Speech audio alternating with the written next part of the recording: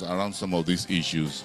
I bring them to the market and try to find a nexus between them, why we need to make hay while the sun shines, even though it's raining outside as we speak, figuratively speaking. So welcome everyone. We want to do this as business-like as possible so that we can make the best of time. While some folks may want to return to their offices or their desks to clear up their tables before the end of the official business day of the day. So let me just ask the team, my technical team at the back, if you have the national anthem, I will take that as a responsible corporate citizen. The Cowry Asset Management Group respects and duly recognizes the authority of the Federal Republic of Nigeria.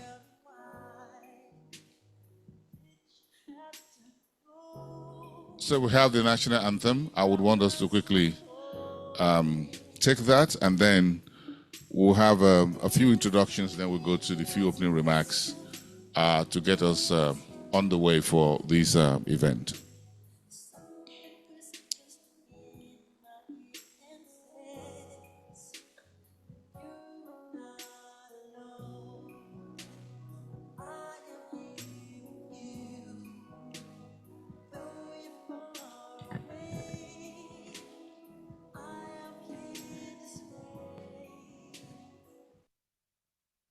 Nigeria, we hail thee, our own dear native land. Nigeria, we hail thee, our own dear native land. Though tribe and tongue may differ, in brotherhood we stand. Nigerians old and proud to serve our sovereign fatherland. Thank you very much. Please be seated. Thank you very much. On behalf of Cowry Asset Management, I formally welcome all of us to this quarterly economic discourse to discuss the first half of the year and set the agenda for the second quarter, which is already underway. We're about into the third week of the month of July already, so we're well into the start of the second half of the year. I want to say a very big thank you to the Cowry Asset Management team, but let me recognize very especially Mr. Johnson Chukwu, who is the Group Managing Director for Cowry Asset Management Group. Please give me a round of applause. I also want to say thank you to all our participants and panelists who had kindly agreed to be here. Dr. Dakuku Peterside, who is a public policy expert and former Director General of the Nigerian Maritime Association, NIMASA. Thank you very much for accepting to be here. Mr. Amaju Melvin Pinnick, former President of the Nigerian Football Federation, NFF, and FIFA Council member. Thank you very much for coming as well. Thank you so much. We appreciate also Mr. Chinwe Egwim, who is an economist and thought leader in the Nigerian financial industry. Thank you very much also, Mr. Egwim, for coming. And of course, Professor Bungo Adi, who is a professor of economics at the Lagos Business School. We appreciate your acceptance to also be part of this event. Let me also say a very big thank you to the Managing Director of Cowry Treasurers Limited, Mr. Charles Sonny. Thank you very much. Let's give him a round of applause, please. Thank you. We'll make this, as I said, very quick so that we can get with the key and very important aspect of this, which is to share our thoughts around the subject matter that Cowry Asset had kindly and thoughtfully put together. And that has to do with Nigeria's consecutive World Cup misses and worsening insecurity, the economic performance nexus, and try to draw lessons for the markets and the economy and for businesses from those two important headline issues or pillars, the World Cup misses and worsening insecurity. To formally welcome us to this event for today, please welcome to the podium the Managing Director of the Cowry Treasurers Limited, Mr. Charles Sonny. Give a round of applause to give us a very brief welcome, words of welcome. Formally welcome everyone. Thank you.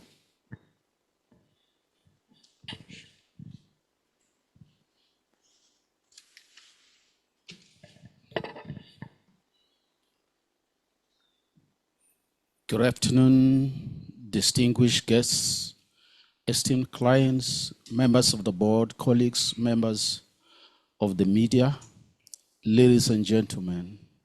It's my pleasure to warmly welcome you to another edition of the Cowry Quarterly Economic Discourse. On behalf of the board, management, and staff of Cowry Asset Management Limited, I sincerely thank you for taking the time to join us for what promises to be a timely and thought-provoking conversation. At Cowry, we believe that sustainable economic growth is driven not only by sound investment decisions, but also by informed dialogue around the issues shaping our nation. This belief is what continues to inspire the Cowry Quarterly Economic Discourse, a platform where business leaders, policymakers, economists, and industry experts come together to exchange ideas and offer practical solutions to the challenge facing our own economy. Today's theme, Nigeria's consecutive World Cup misses and worsening insecurity, the economic performance nexus, may appear unconventional at first glance, and indeed it is. However, when examined closely, it raises important questions about national competitiveness, security, governance, investors' confidence, youth development, and the broader economic consequences of these interconnected issues. The inability of a nation to consistently compete on the global sporting stage and the persistence of insecurity both have far-reaching implications beyond their immediate sectors. They influence tourism, foreign investment, business confidence, productivity, national morale, and ultimately economic performance. These are conversations that deserve serious attention.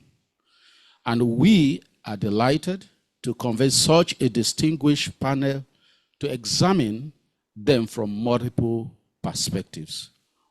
We are truly honored to have with us an exceptional panel of discussants whose expertise spans across economics, public policy, governance, and sports administration.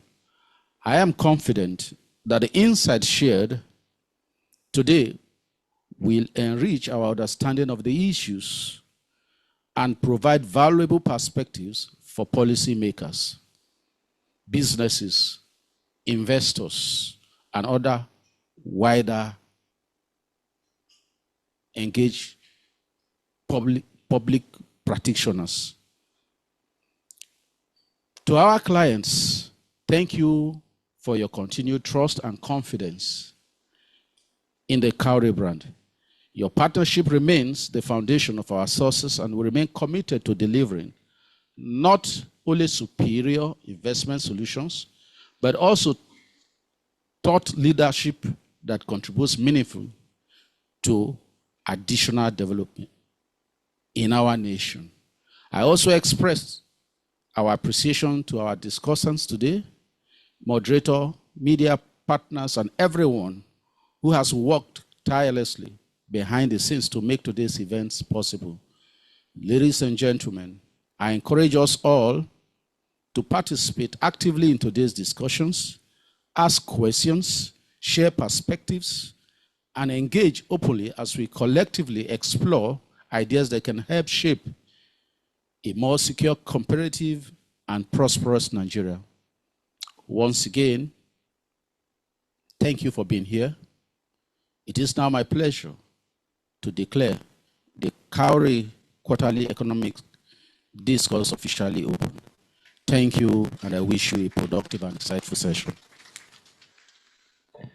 Thank you. Another round of applause for the Managing Director of Cowry Treasuries Limited for raising the curtain, Mr. Chasoni. Thank you very much. I appreciate that, how you sort of guided us towards the key points of what our conversation will be today, especially what the panelists will discuss and again showing where we should focus on and why this is needed for investors in the market. And because that's just the marketplace is where everything do come together. Sometimes we may not really realize it.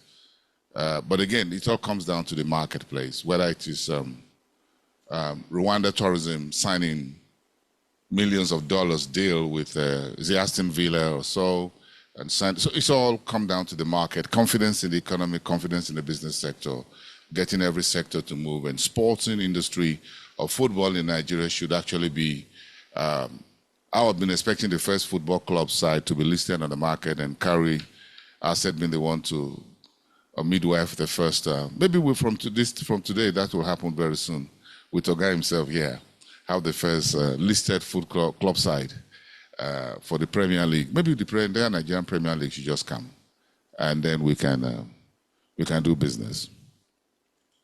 But how far have we gone so far? Please put your hands together for Mr. Johnson Chukwu, the Group Managing Director of Cowry Asset Management Limited, to give us his thoughts for this lead presentation before we go to the panel. Please, Mr. Johnson Chukwu, you have the podium. Thank you. A round of applause again, please. Thank you. Thank you, Bosin.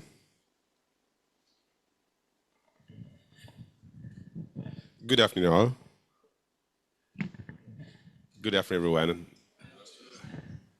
Well, let me profoundly thank my brother-in-law, Amaji Pinnick, former president of the Nigerian Football Federation. He just came back from US, where he was part of the organizing committee of the last World Cup. So we have one of the most valuable resource persons here. The other speakers are making their way to this venue. Ms. Chinwe Gwim told me she had an engagement, but she will be here in the next couple of minutes. Professor Bongo fleeing from Abuja is heading towards this place. And Dr. Dakoku Peter Said will join us virtually. He's already connected. He's already joined us online. So he'll be speaking from the US. So why did we think of this interesting topic? Nigeria's consecutive World Cup misses and worsening economic, worsening insecurity. Like Bosin said, it looks like a double whammy. Where you are talking of, I mean, many of us, in fact, what happened immediately after the World Cup, I realized the whole place was too dull. I don't know whether it happened to any other person. When the World Cup ended, I felt I was missing something. Because every day you looked up to something. And then, because they were playing it in the evening, like 8 p.m., so you get home, you make sure you get home by 8 or before 8, and then you are watching match at 10, and then another match is starting by 11. And then if you have the stamina, you can watch another one by 1 a.m. But even if you don't watch the late ones, when you wake up in the morning, you tune to know what transpired. With the apps now you have on your phone, now you can actually check the outcome of the matches, the one you didn't watch. And then you can see the replay or the highlights. So it then means that there was something about the World Cup that appealed to almost everybody. But we were not there. But Nigeria is the case of a country that was fully representing the World Cup, but not as a nation. Because we're the only country that played in 9 nations, that represented 9 nations.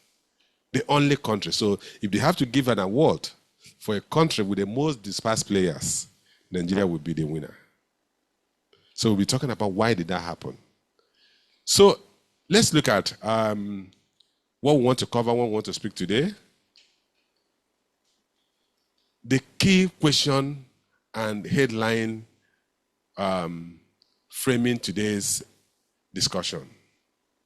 So we need to set the stage, and let me see if I can take it from here, because, you know, as you're getting old, you realize that you can't see it from a distance. So, and then we'll be talking about Nigeria's economic review, the first half of 2026. We talk about the global economic review. We look at the World Cup question. Why were we not there? Why were we not there in 2022? Are we going to be there in 2030? And we look at the impact of sports on the GDP and look at insecurity and economic performance. Is there any nexus between insecurity and youth unemployment? And then we look at the outlook and recommendations. Then I'm going to make this very brief because I have an eminent panel. So the intention is to have a very short presentation and then let the people who are most experienced speak and interrogate this question subject better. Is Nigeria's FIFA World Cup miss an indication of loss of competitiveness? Are we losing competitiveness as a country? Is Nigeria's security indication indicative that our youth population is now a disadvantage? A country with 242 million people. Are we mining the benefits of the youths, or are we dissipating the values of the youth and converting it into negatives? Why is Nigeria failing in areas it has comparative advantage? Dr. Dago Peterson wrote an article on Nigeria's miss of the World Cup last week. And Patrick Lumumba took him up on some of the issues. I'm sure you're going to talk about that because he shared this in communication interface with me.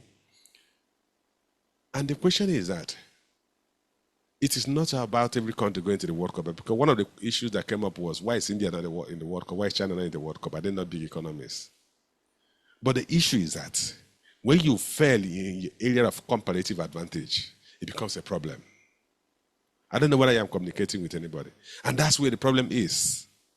Not just because we're not in the World Cup, but we have the talents, we have the natural gift to be in the World Cup and to win the World Cup. And that's why Nigeria has represented 9 countries, including captaining a nation to the World Cup. And then could economy be a factor? And that's where we are interested. What will be is economy the center of these problems we are dealing with? And we said there is a shared root system. Both sporting success and economic success rest on the same 4 pillars. And those 4 pillars are institutional quality, the quality of institutions you have, your human capital development, security, and infrastructure. We believe that development is not a happenstance. Countries that are successful in any field are deliberate in their preparation, deliberate in execution. Youth engagement is a swing factor. And when you talk of youth engagement, not just in sports, in education, in skill development, technology. Skills are acquired at young age. In fact, in my quiet moment, I was thinking about life. I said, look, we can actually say that our life is in a trimester. The 15 years is your childhood age. It's where you need to develop your brain, your mental ability, your physical ability. In the next 25 years, trimester. So the next 25 years, when you are 26 to 50, you need to succeed. You need to prove yourself. So you take the first 25 years to develop, including going through your academic development processes. And then you take the next 25 years, your second trimester, to prove, to mature, to succeed. And then the next one is to maintain and prepare to meet your creator. So that's where the world is. So the challenge we have is that we're not engaging our youths in the first trimester of their lives.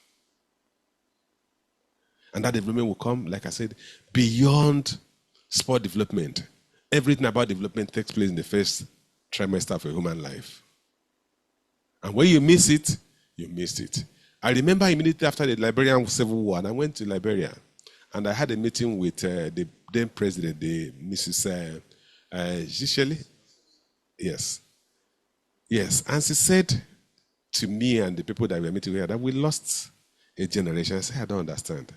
She said there's a generation of Liberians who didn't have an opportunity of going to school, who didn't have an opportunity of developing any competence, any skill, and they're now adults. And there's nothing you can do about them. that they will be a headache to the country until they die. So we said insecurity is now a binding constraint, because the challenge is that when it's a circuitous movement. You start from a failure to develop those skills that you should develop. They grow into adult life. They have no skill. And when they have no skill, they have to survive. They have to eat. And they don't have anything to eat, they eat you and I. And then we say institutions travel together.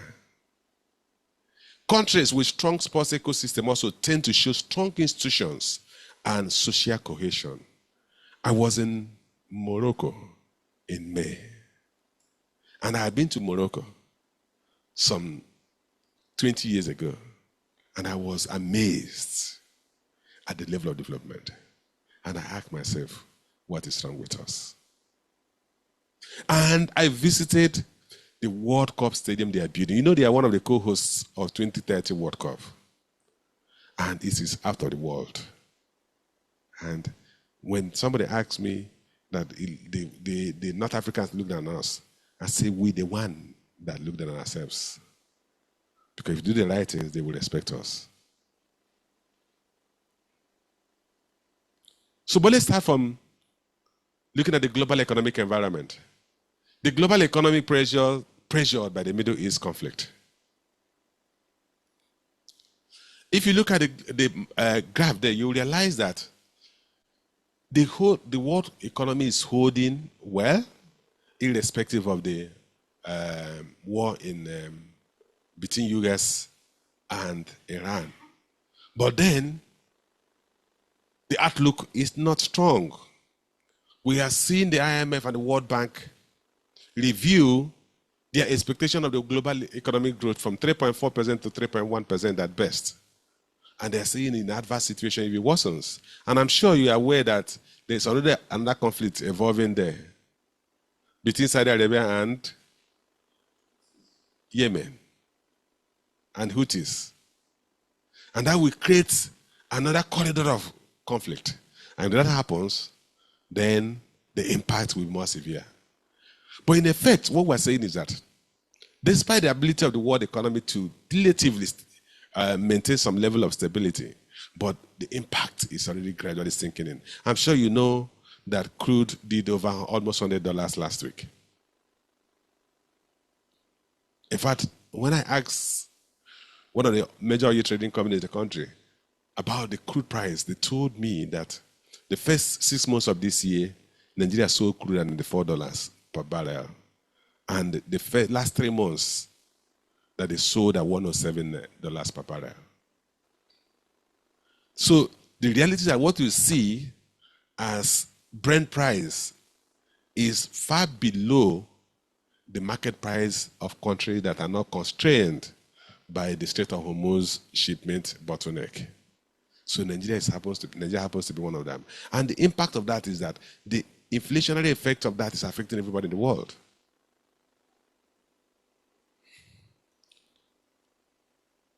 Nigeria, for some reasons, which is what I just mentioned in passing, has enjoyed steady and moderating growth, steady but moderate growth, amid persistent price pressures. The challenge we're dealing with is the price pressure. So this gives you a pictorial display of our economic data or economic scorecard. GDP grew at 3.8%, 8.9% in first quarter of this year. Inflation has moderated at the end of month of June, in June to 15.91%. And why was that moderation? Because in the month of June, the US and Iran entered some level of agreement that temporarily halted the war. And we saw crude price trading down to about $70. And we saw adjustment in pump price across the country. I think there were about 3 or 4 adjustments in pump price by Dangote, and which had a direct impact on the pump price that you buy fuel. So that reflected in average prices. In fact, month-on-month inflation in the month of June was 1.66% against 1.75% in May. Then we have the CBN monetary policy met last 2 weeks and decided to hold rates at current levels. And their logic was that in as much as the inflationary pressure seemed to have relieved temporarily, the source of inflation had come back because the war had resumed by the time they were having that meeting. And we saw crude prices going up, and we expect that will reflect in month-on-month inflation and possibly year-on-year inflation. Average crude production in the first quarter of this year was 1.55 million barrels a day. And then in the first quarter of this year, Nigeria received capital importation of 10.37 billion dollars. But of that amount, only $135 million was foreign direct investment. Only 1.3% of total capital importation was foreign direct investment, was for long-term purposes. Then I'm going to talk about what these things mean, but on the positive, we also saw an expansion in the Purchasing Managers Index to 53.4%. Now, looking at inflation, looking at the GDP growth rate, you saw that the GDP growth rate has moderated from about 4.07% in the last quarter of last year to 3.89% in the first quarter of this year. But that was even an improvement from the 3.13% we saw in the first quarter of last year. GDP was average of 3.87% in the full year 2025. And like I said, we have enjoyed some tailwind effect in the current year. Remember that the first quarter GDP did not reflect much of crude prices. The war started on 28th of February. So the impact on the Nigerian economy was minimal, it was only for 1 month. So we're likely going to see a stronger impact of the higher crude prices in the second quarter of this year. These are just to show you a pictorial display, a pie chart of our major economic productive activities. Trade accounted for 17.89% of Nigeria GDP economic activities, total economic activities, followed by crop production. For agriculture, accounted about almost 24% of the GDP. But crop production alone, which is the major product we produce, and that's why it is weather related. So when the weather is good, you see crop production is good. And we saw crop production at 17.38%, followed by telecommunication, 9.18%, and then followed by financial institutions, and then crude oil production and gas, 3.92%, and on and on. So, but you also saw one of the interesting that happened in the economy in the past 3 years is that the real estate sector had become a major contributor to the GDP. The real estate sector has actually become the third largest contributor to the GDP at 13.1%. Then you look at the inflation I talked about. That inflation came at a rate of 15.91% in the first quarter by the end of June this year. Prior June last year, it was 25.3%. And a lot of time when we talk about inflation, the average man on the street asks us, you say inflation is moderating, but prices are still going up. We're not saying this deflation. Deflation is when prices are coming down. We're saying this inflation, prices are going up at a slower rate. So it then means that what you bought 100 naira in June last year, you are buying it 115 naira 91 kobo today. But what happened the previous June was that what you bought 100 naira in June 2024, you bought it at 125 naira 3 kobo. So the first one was an increase of 25 naira if you are using 100 naira as a base. But remember that inflation is a compounding factor. So what that means is that the base after last year, if you started by November, if I started by June 2024, and you use a 100 naira base, by the time you got to June 2025, the base price was now 125 naira 90 kobo. So it's on that 125 naira 90 kobo that you had another increase of 15 naira 91 kobo, 15.91%. Which then means that if you compound the average prices, you are talking about 41% in the last 24 months. What that means is that your income must have increased by more than 41% for you to continue to consume what you consumed in June 2024. So that you understand that. Then we realize that of the inflationary pressure, food inflation is still very sticky. Food inflation came at a print of 17.52%, which then means that the average food prices on the average increased by 15.52% in the last 1 year. Let's look at your exchange rate, which is one of the positives. We've seen exchange rate moderate, and I said earlier that capital importation in the first quarter of this year was 10.3 billion.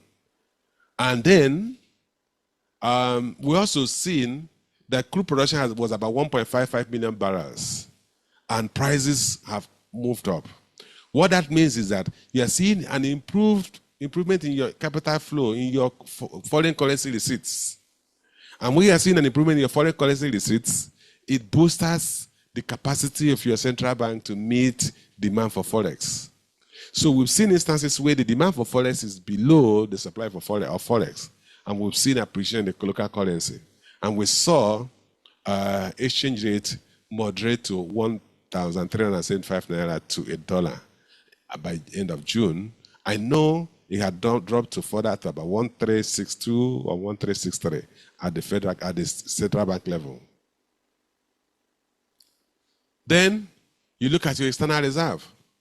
On the positive, the issue about increase in crude price, increase in crude production, and increase in capital importation all flush into your reserve. So we've seen the reserve climb to $51.5 billion.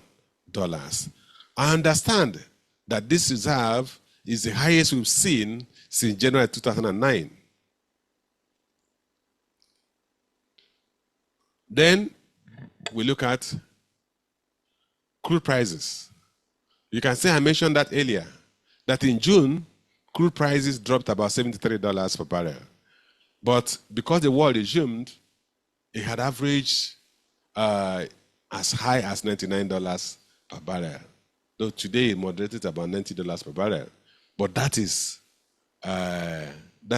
dated Brent. If you talk of spot Brent, it will be close to $120 per barrel.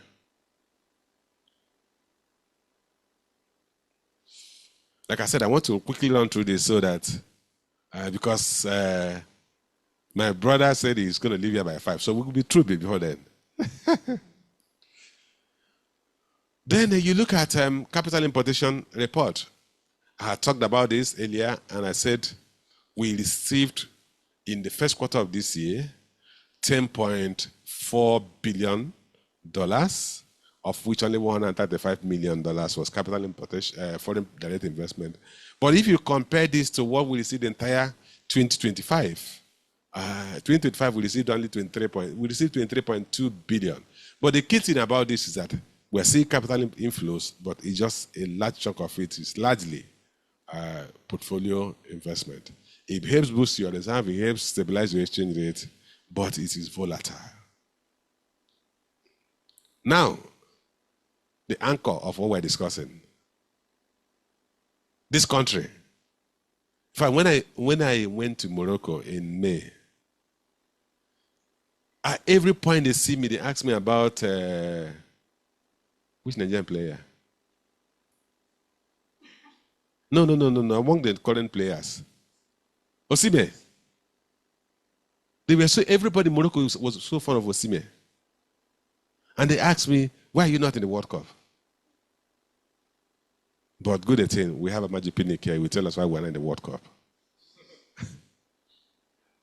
So, but this is the record of the country. 1984, I think we went to quarterfinal. Is that correct?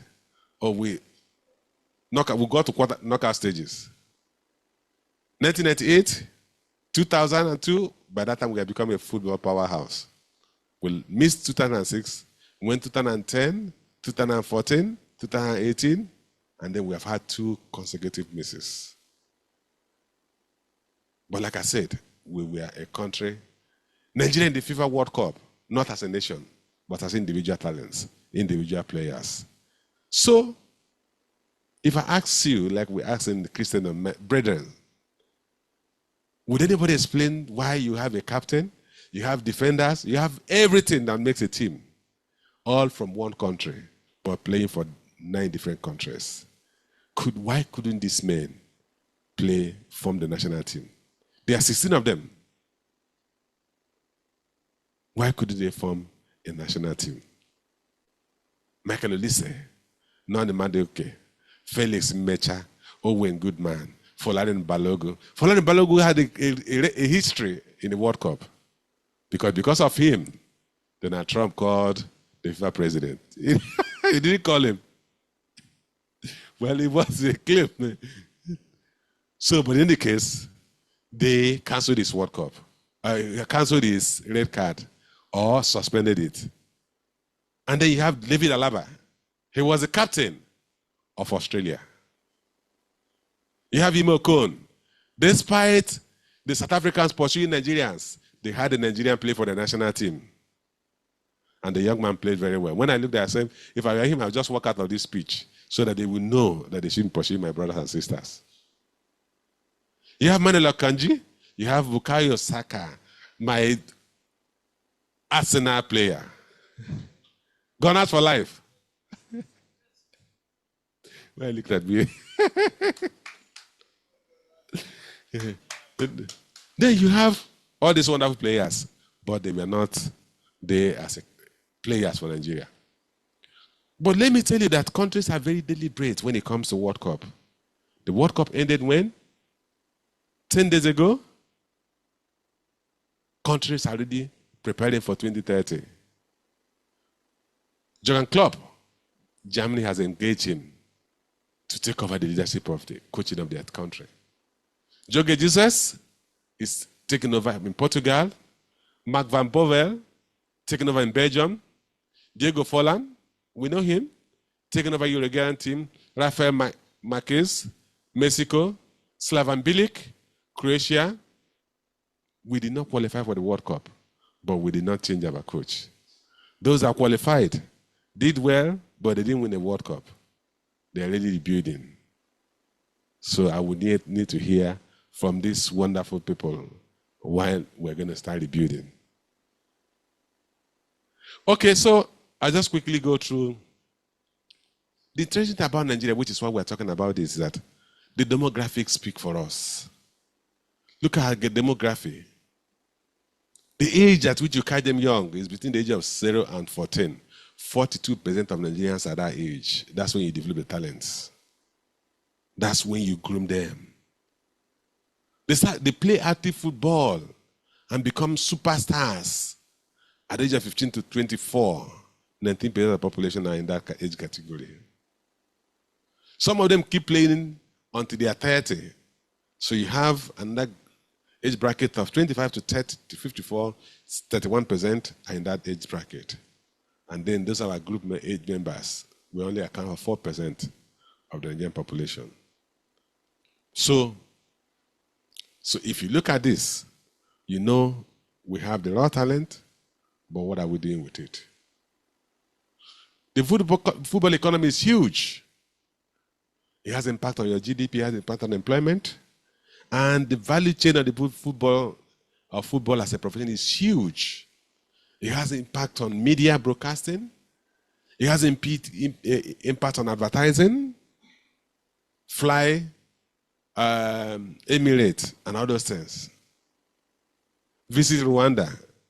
They are paying millions to be emblazoned in the jersey of major football teams. Hospitality. People will come, stay in a hotel, eat, betting, tourism, branding, merchandising, youth employment. These are in some of the value chain that draw from the football. And then what are the things that they signal? Your youth development, effectiveness, institutional competence, international brand perception, how your country is perceived. People celebrate Brazil. In fact, Brazil became global power through football. Talent management, how well are we managing talent in the country? And national morale or pride. Then we talk about insecurity, so I can quickly round up and yield the mic to the discussants. This is a history, trajectory of our evolution, starting from 2009, from Boko Haram to banditry, okay, to pipeline vandalism and oil theft, farmer-herder conflict, kidnapping for ransom, and many of these things are still with us. So, when you are seeing this, and why is it important for us? Of course, these are just the demography of where it is high. Just to give you a guide, northeast, northwest, you have very high tendency for insecurity. North central, you have elevated cases. North, southeast, and south are moderate, and southwest is low. The economic cost of insecurity. People spend a lot on infrastructure and necessary. I was saying with a vehicle dealer today, and he was talking about a bulletproof vehicle. And I said to him, do people drive bulletproof vehicles in Lagos? He said yes, that somebody just bought it from him, and the person said he was driving his wife to the airport. They came on holidays in Nigeria, and they were driving to the airport, and when they got to shoot, somebody was knocking at their door. And so that the wife freaked out. And the wife said she's not coming back to Nigeria again. So he had to buy 2 bulletproof vehicles. I said, what are we going to do with that? I asked him how much. Each of them is more than 400 million. That's idle asset. Issue of destruction infrastructure in the northeast. We've had instances where masts were destroyed. Reduce productivity. Those who are in the IDP camp do not produce anything. Brain drain. A lot of people left because they said they can't live with content within security situation. And then you have loss of investment. Who will invest in Zamfara? Who will invest in Meduguri? And some of those places? Who even invested in Plateau? And then you have issue of skill development. Children who should be in school are not in school because they are afraid of being kidnapped or being killed. So, sectors bearing the heaviest burden of this: agriculture, reduce farming activities, increase food inflation, then disrupted supply chain, oil and gas, persistent crude oil theft, pipelines, and then lower output, foreign direct investment. I had mentioned that extensively, that we saw very low real sector capital importation into the economy. So connecting the dots. The reason why you will not do well in your area of core competence. You know, we talk about comparative advantage, and I'm sure that has become a common English language word. Comparative advantage, where you focus on the areas where you have undue natural competence than the other person, and then sell what you have to the person who has not such competence and buy what from that person who had the competence you don't have. When you fail in the area of core competence, there's a problem. And that's where our problem is coming from. And what happens is that, as a country, when you begin to lose economic strength, you begin to shed weight on the things you think are not very critical for your survival. Among those things, that you take your sight off issues like sports, not recognizing the impact that we have, and then you reduce your investment in infrastructure, reduce your investment in education, reduce your investment in several other key elements, and gradually until you begin to reduce your investment in security. So we've seen, because of our level of economic management and economic development, that the country has lost focus on some of the areas that required critical human capital investment, including sports. With my youth, as a University of Lagos student, Aloy Ago, who was national goalkeeper, was a student, and he was on scholarship. I can mention Ademola. I'm trying to remember his name. He played for Flying Eagles. He was a student. He was on scholarship. Then, if you go to the Department of Physical Education, you will have 2, 3, 4 Nigerian players, national players. You have the sprinters, the athletes, they were students there. The country could afford that. How many households in Nigeria today? The cost of training a child through the football academy is very expensive. How many families that are struggling to eat can afford that? The government cannot even maintain the national stadium. In the past, it used to be a melting point where the weightlifters and all of them would go there, and we are all on some stipend until they kept developing and went to represent the country. So, unfortunately, because we no longer have those resources, those things are suffering. So you talk of institutional weaknesses. The key thing about institutional weaknesses is that when we cannot organize, when we cannot manage, it reflects in how well we grow. Nigeria, with our sense of responsibility as a Christian, is a praying nation. When we lose the matches we should have won, we begin to pray that other countries should now lose the matches they will win. And we start a permutation on how if Cape Verde or whoever loses 2 matches, we can now qualify. And unfortunately, success is not a happenstance.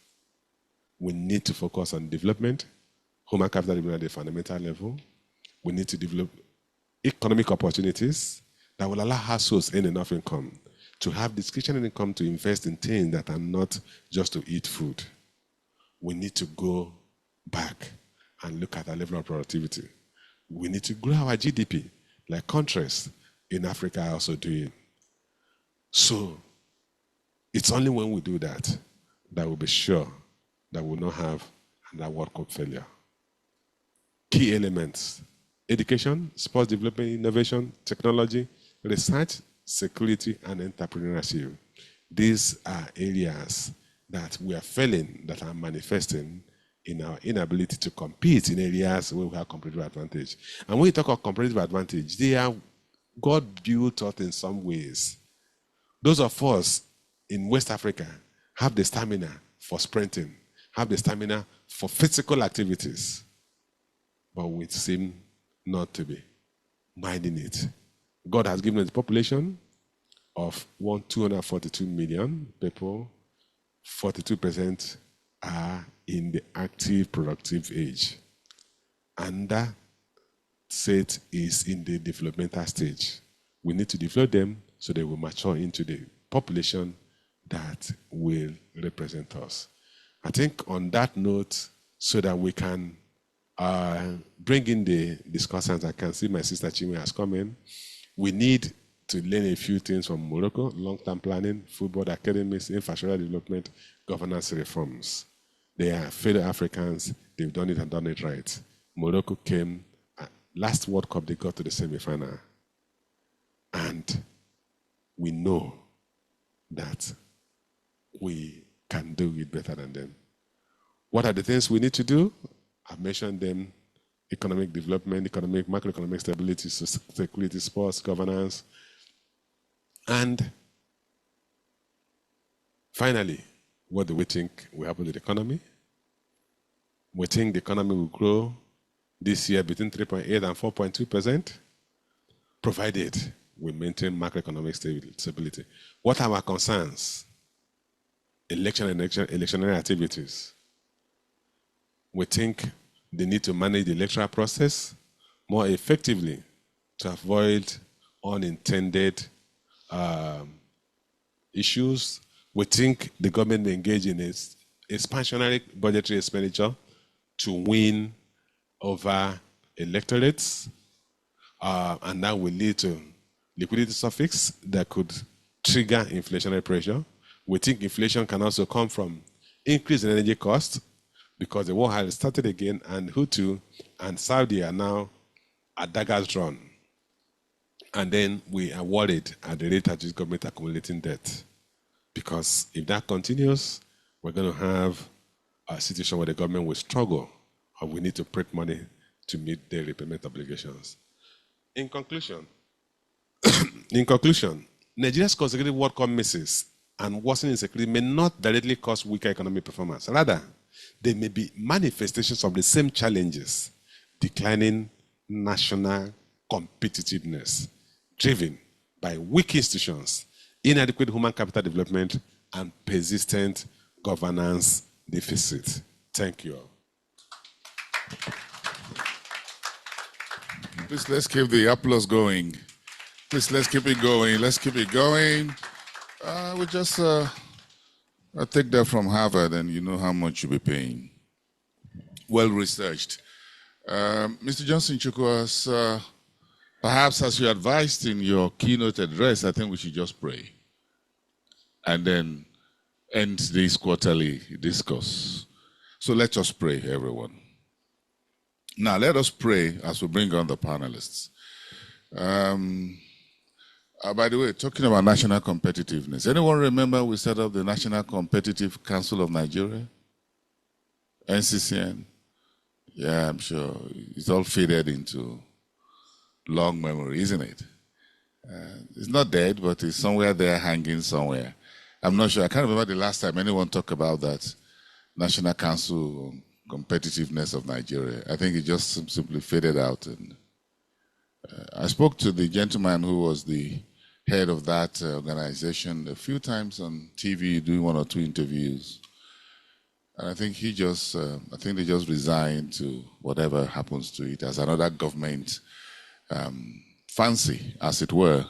And today, national competitiveness had gone to sleep, in a manner of speaking. Please put your hands together, ladies and gentlemen, for Mr. Amaju Melvin Pinnick, my first panelist who will take the center of the conversation tonight. Please give it to the former president, NFF, and a council member of FIFA. Please come to the stage, sir. Thank you very much. Okay, let's play some ball tonight. Let's play ball. I'm not a fan of football, by the way. So I'm the only man in the room who doesn't like football. 22 people running after one piece of round ball sound a little bit somehow to me. 22 people. I can't really see individual work. But if you do swimming, a few other things, yes, that's it. Play lawn tennis, table tennis, you know. Why are you looking at me? Looks to me. Yeah, 22 people, 90 minutes, then it goes to 120 minutes. And sometimes you have to use penalties to decide which is the worst one. Right? Once it gets to penalties, I just move away from the TV. It's not a good way of deciding who the winner is. But that's a story for another day. Miss Chinwegwim, where are you in the room? Oh, please step to the podium. Please give her a round of applause. Please just take your seat next to Mr. Maju Pinnick. Thank you very much for coming. We understand it's been a very wet day in Lagos, so we want to make do very quickly with this as business. Mr. Johnson Chukwu, would you kindly join us back on the stage, since you are going to pray for us? Okay, I need to bring someone else to the... Mr. Dakuku Peter's side is joining us online, and Professor Bunguad is not yet here. He might join online. Okay, then I'm going to take the remaining seat, since no one is taking it. All right, I think we want to make this as quick as possible. And I think, Mr. Johnson Chukwu, you made this relatively easy for me, considering the well-thought and well-delivered presentation, well-researched. Let me start with the man amongst us who seemed to be the outlier, and that's the Mr. Pinnick. The rest of us are in the financial on Market Street, so he's the one who is on the Sports Street. So let me start with you, sir. Well, when you look at the economy from the eyes of football and sports, what do you see really, the way we are going? Are we doing well? how do you see us on this side of things? Sports, which is entertainment, what have you, and then the rest of us who preach economic macro, mini macro, monetary policies and all that. What do you see? Do you see us doing well? What's your assessment of what we're doing and what we're not doing too well? Thank you very much. Let me introduce myself properly. I'm no longer a member of the FIFA Council. You know, I lost my election by 1 vote, but I'm the deputy chair of the FIFA Men's Organizing Committee, which also encapsulates the World Cup. Oh, yeah. Next time, please give me a round of applause. Next time, I'll be interested in football, and you have my vote. Yeah, I also serve as the presidential advisor to the CAF president, which makes me a member of the committee.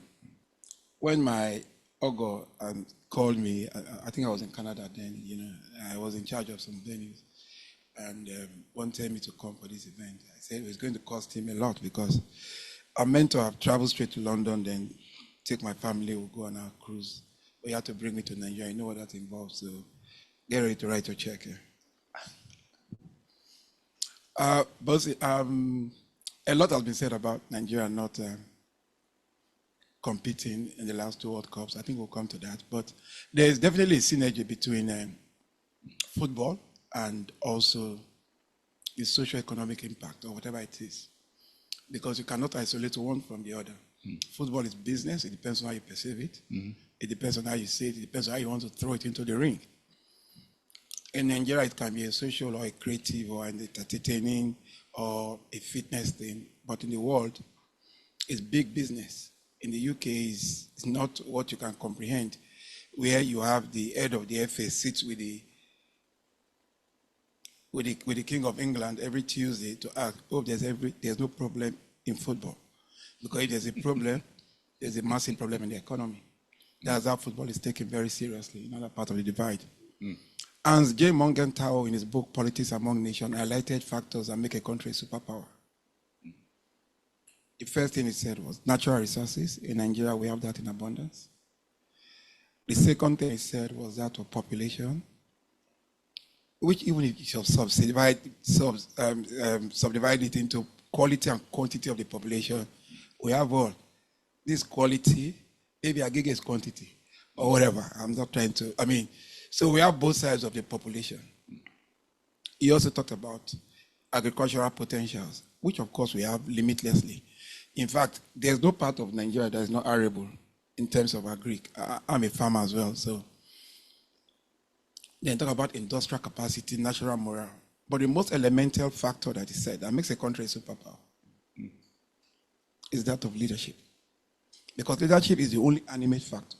It's the only human beings of all these factors that can coordinate these other factors for society development. What I'm saying is, if you look at what is going on in the country, there's no way you can isolate football success or failure from the economy. I'm a believer in this country. I'm somebody that loves projecting this country to the highest heaven because I'm in a space where I interface globally. And I also believe that when Nigeria bets eventually to be one of the biggest and the strongest countries in this world, but we are tilting and we are getting there. And you can see it clearly that it's a country ordained by God, like you keep saying about praying. Prayer is very elemental, it's very key. Because where things cannot get to, that's what prayer gets to. So let's not castigate prayer. I'm a believer in prayer, I'm a believer in God, and I'm a beneficiary of God's gift. In fact, they call me a covenant child, and I love it. But if you look at where we are headed as a country, you know that there is so much to be done. If I tell you about my experiences in NFF, we will not leave here. It's not because we couldn't qualify. It's not because we didn't, running football in Nigeria, I can say it is a piece of cake. But if every factor can say the same about the various factors, I give you an example. Maybe I'm jumping the gun, but I think anything I remember, I'll just keep saying. What other sector in Nigeria can boast of coming out 23rd globally. None. Today, Nigeria is ranked number 26 in the world in football. The highest Nigerian university is ranked 1,100 in the QS World Global Index for universities. In security, we are 140 something out of 100 and something. We can keep going on, but in sports, in Glasgow 2 days ago, if you look at the medal table, we're number 2 among the Commonwealth of Nations. So it's an area that we should take very seriously, keep projecting Nigeria. Let me digress a bit.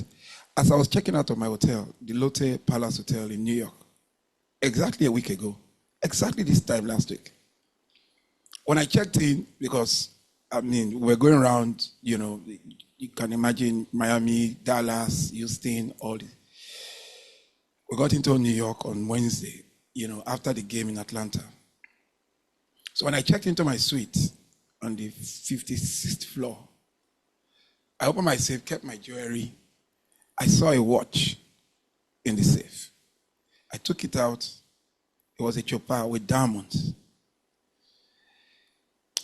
I just left it there, So I forgot. So when I was leaving, I saw it again. So I took it. As I was checking out, I requested to see the manager. So the duty manager came and said, no, I want to see the general manager of the hotel. Exactly a week ago. And the general manager came and said, yeah. So I said, I saw this watch in my safe. He took it and he looked at it. I said, really? I said, yes. What's your name? I told him, where are you from, Nigeria? Really? I said, what do you mean? I'm telling you. But I gave it to him. They gave me a letter of commendation. They did this, they did that. But they are projecting Nigeria. My wife, does she need it? She does it. She can't wear a stolen thing. So also my daughter, nobody, I can't do that. So wherever you are as a Nigerian, let's think positive. That's just one thing. I always preach about thinking positive and praying for the leaders. I know what I saw as president. So like I said, there's always a synergy between sports, football administration. Football does not operate in isolation. They operate in a polity. And that polity influences a lot going on in the football space. Are the administrators protected? No, they are not protected. Are they projected? No, they are not projected. I spent 8 years in NFF. Out of the 8 years, I can tell you, every other week we were visiting EFCC, ICPC. Not because we did anything wrong, but people wanted a forceful regime change. And the government at that point were not. Not the government as in Buhari, because when the president eventually knew what was happening, he called and he gave me OFR. I didn't lobby for it. When he saw the record from DSL, I said, this guy. But how do we continue as a country? Well, we didn't qualify for the second time in the World Cup in 2022. Mm-hmm. When we qualified in 2018, let me take you. We were in the toughest group in history of African football. Find out. We were with Zambia, the former AFCON winner. Cameroon, they had just won the Nations Cup. Algeria, they had not lost a game in 23 games. Nigeria. We won their games with 2 games to spare because we knew what we were doing. First, motivate your athletes. Give them the best. Put them in the best hotels. Tell them that national pride, national interest is. We did all those things. God's companies like PwC, God's companies sat with them, ensure that even every of their investment, even if you earn 10,000, 5,000 can go to this what to give to you. We did all those. In 2022, we started. Even Cape Verde are saying today, we beat them home and away. Go and check.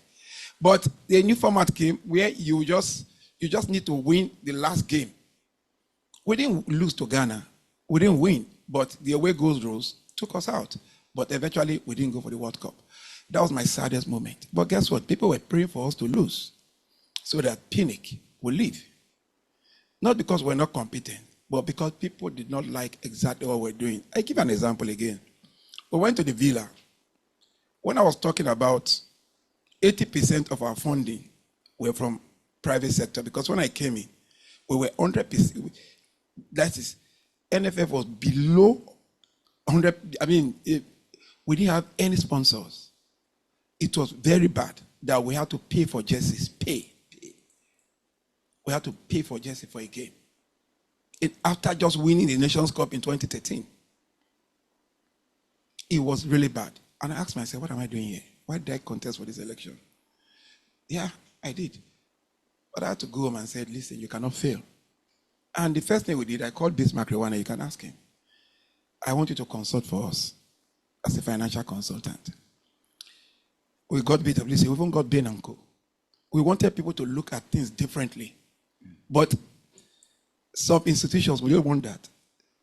When you're introducing integrity, they won't. I'm telling you, they will not. We went to the villa. When I stood up and I told the president, thank this company. From 0%, we are now 80% self-funding. Buhari paused and said, really? I said, yes. I said, everything is captured in our year ending, prepared by PwC, no less the second biggest in the world. And he said, really, yes. And everybody applauded me, and he beckoned on me to come. And I came and I told him, he said, really, yes, I should go. The minister then went out and said what? That they shouldn't listen to what I was saying. Why? Because if we're 100% self-funding, where would they get that thing from?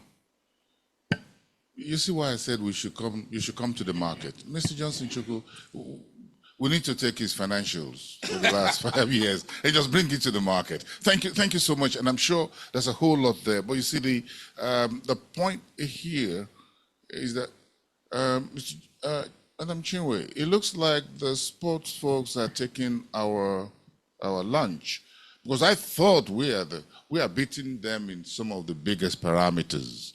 That we have we're the best fourth performing market this year, not just in Africa, but globally. That's the Nigerian stock market. I think Ghana is about between us and us are the two.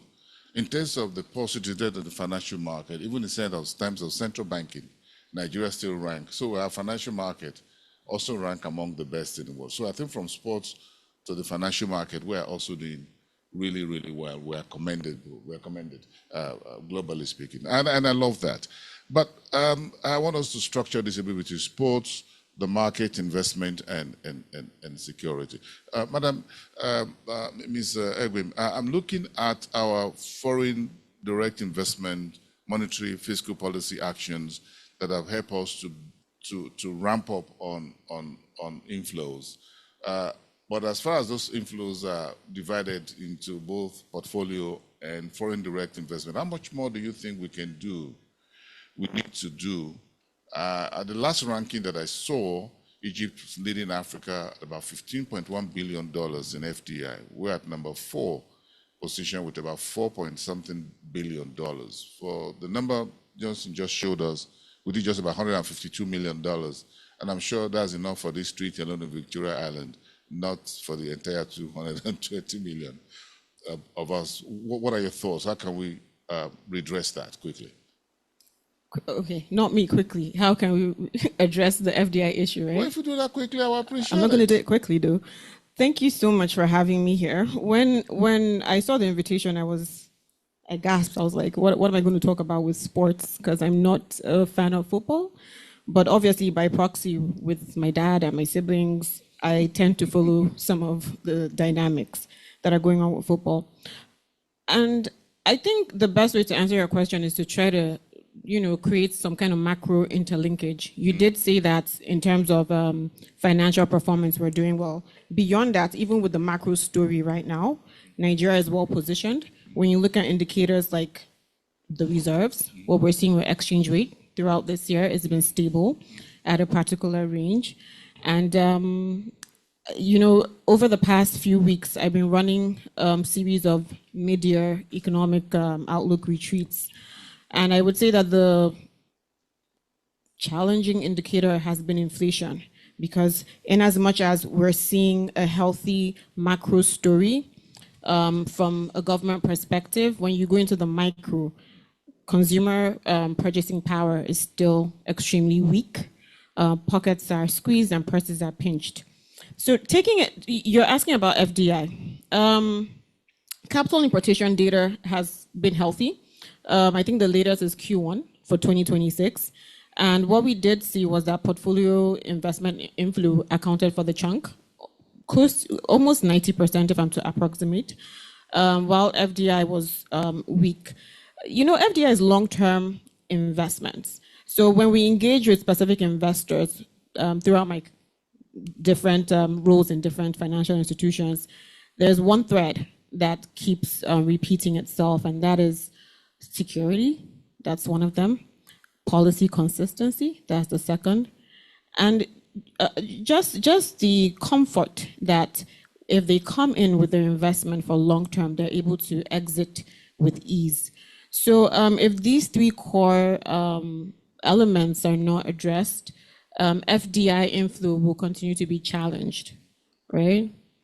But I actually want to tiptoe into the inflation aspect of the economy and linking Please it go to ahead. football. It's very important. Yes. Yeah. So, especially the World Cup that just concluded. Yeah. So when you look at it, you can look at it from different perspectives. There's participation. There's so many friends, colleagues that I know that would ordinarily have been able to attend in the past, but given the dynamics with how spending patterns have changed, now consumers are more interested with priority spending as opposed to expenditure that would be seen as luxury. And unfortunately, this does sit within luxury because you must feed, you must be able to house yourself, clothe yourself before thinking about getting on a plane to go watch football live. So from that perspective, we can see that purchasing power has really eroded opportunities for a handful of potential participants, right? And then you engage with specific families or households, like parents who have their kids in training schools, like skill acquisition for football.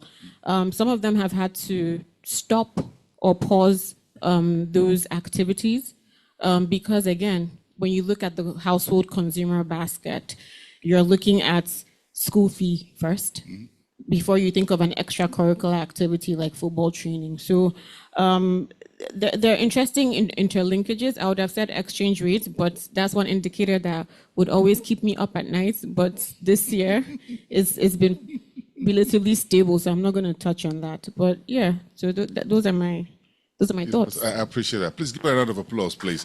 Thank you so much. There was this new report, Mr. Johnson Chuku, published by Afrobarometer just a few weeks ago about, it was a survey done over the last 2 years across about 28 African countries. And respondents were asked about, in general, how would you describe the present economic situation of your country? You'll say fairly bad, very bad. Then the chart says economic issues that are most important problems. And this was about 56,000 respondents across the African continent. This was a report by Afrobarometer. And there are 15 items. And what are the issues most important to Africans? Health comes first, 38%. Unemployment, 33%, number 2. Number 3, increasing cost of living. Number 4, education. Number 5, infrastructure, roads. Number 6, water supply. Number 7, crime and security. Number 8, electricity. Number 9, food shortage.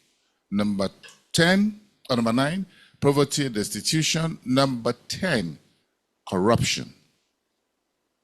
So even in terms of concerns for Africans, based on this survey, corruption comes at far number 10 or 11.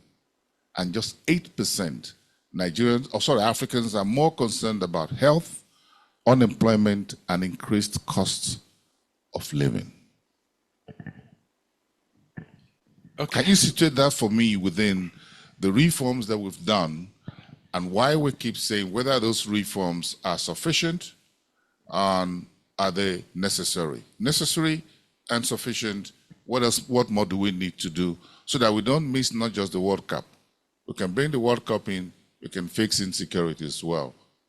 And competitiveness, by the way. Okay, what I would say is that looking at the parameters that are of concern to Africans, starting from health to unemployment to infrastructure, one to education, to inflation and other factors. If you start from the one that they consider most important to them, which is health, and your question is that Are the reforms sufficient? I think if you look at reforms, I don't think any of the federal government reforms have focused on healthcare sector. The reforms have focused on macroeconomic variables like exchange rate. A lot have happened on the exchange rate space, harmonizing the exchange rate, liberalizing the market, stabilizing the exchange rate. We've seen exchange rate moderate materially in the past 1 year. The other areas that they have focused on is with banking sector reforms. So we've seen a banking sector reform that relates to the recapitalization of the banks.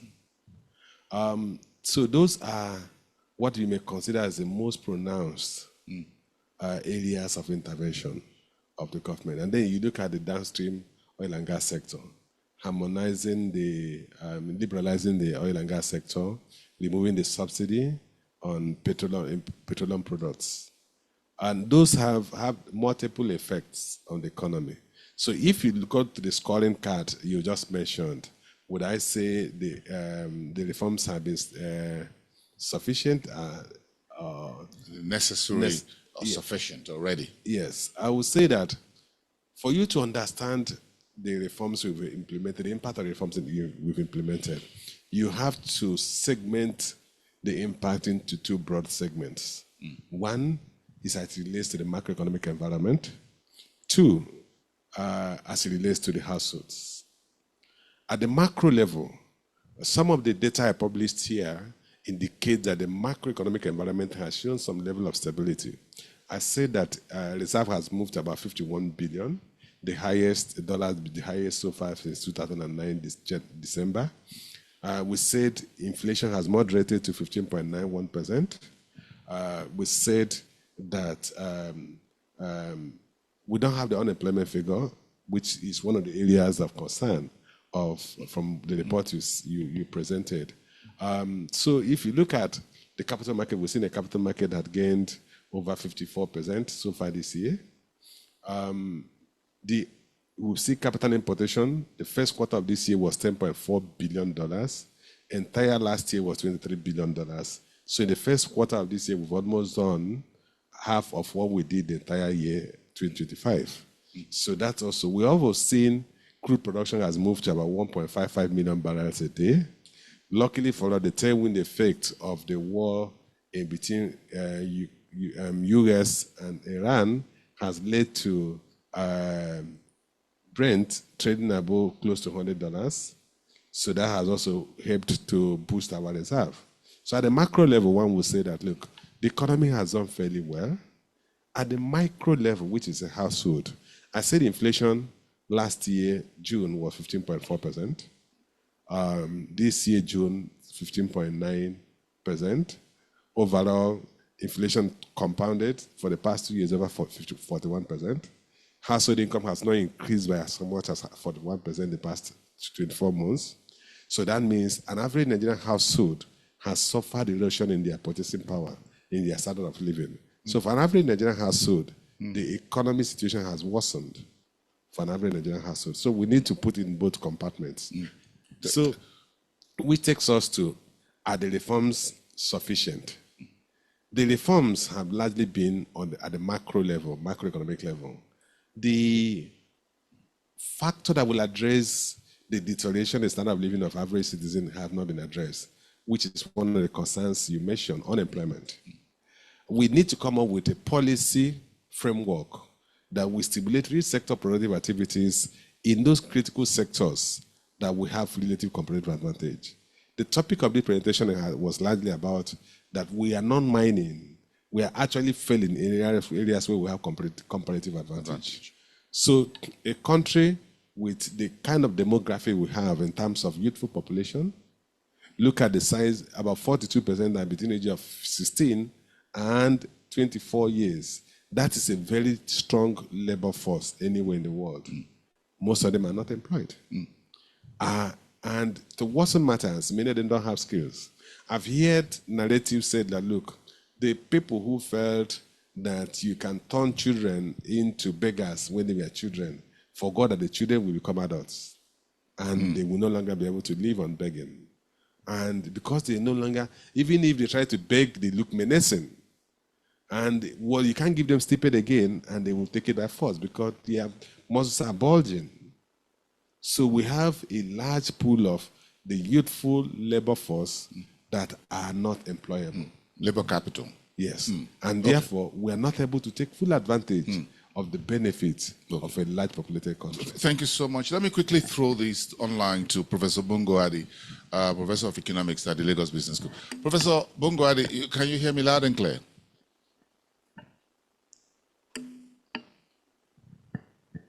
Yes, I can hear you, Bosin. Thank you so much, Professor. It's good to have you online. Now, my first question to you is to take what Mr. Johnson Chuku said a little bit further in terms of how we can restore Nigeria's competitiveness, whether it's an investment destination, industrial manufacturing, in sports, like we had in the glorious 80s and perhaps early 90s and all that. What are your thoughts? How do we get this done? And very quickly. I'm going to use that phrase often this evening. And quickly, because we're losing speed, we're losing time, we're losing money, we're losing people. And I mean, we're losing people literally every day. Dozens of lives through insecurity, kidnapping. We're losing our sense of dignity.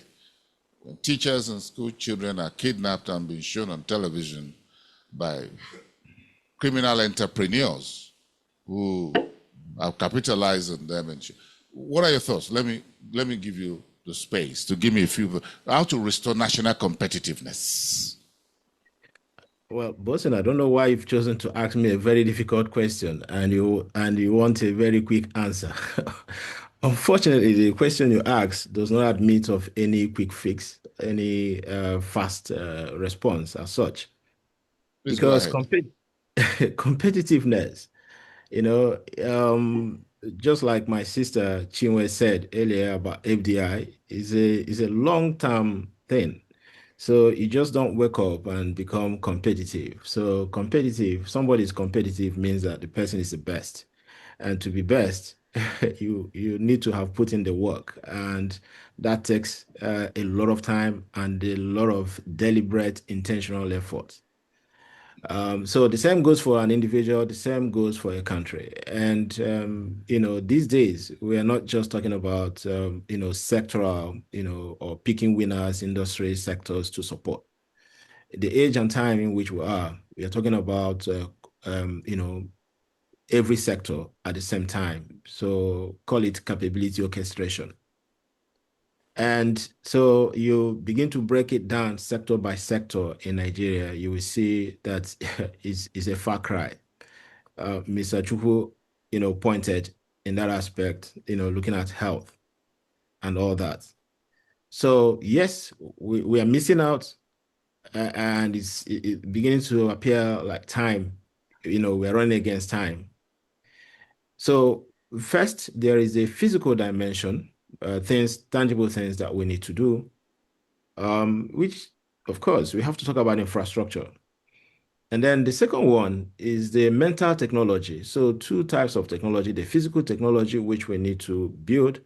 Then the second one is the mental technology, because you just mentioned that we're losing people.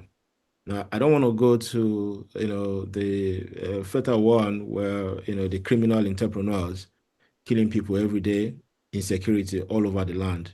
But let me dwell on the fact that when you say that you like Nigeria these days and you want to stay in Nigeria if you're a young person, your mates are likely to, question your sanity. So we've reached at that equilibrium where it is now optimal to just want to leave Nigeria for whatever outside. I know that this is a cycle. It comes back in every generation, but this one, I can't, in my living memory doesn't give me anything that looks like it. So it's gotten to that level where every Nigerian who has any bit of skill, in fact, people actually build skills just to leave Nigeria, not to use their skills to build the nation. So I think that is the most the critical missing component here. People have no incentive again to stay in Nigeria. And then why don't they have that? Because of the conditions here, especially in security and the absence of infrastructure. So I just came out from a program, a workshop where some industry, they brought together some experts to discuss the excise tax and all that. So my presentation on the fiscal constraint that Nigeria has to, weather through all these years.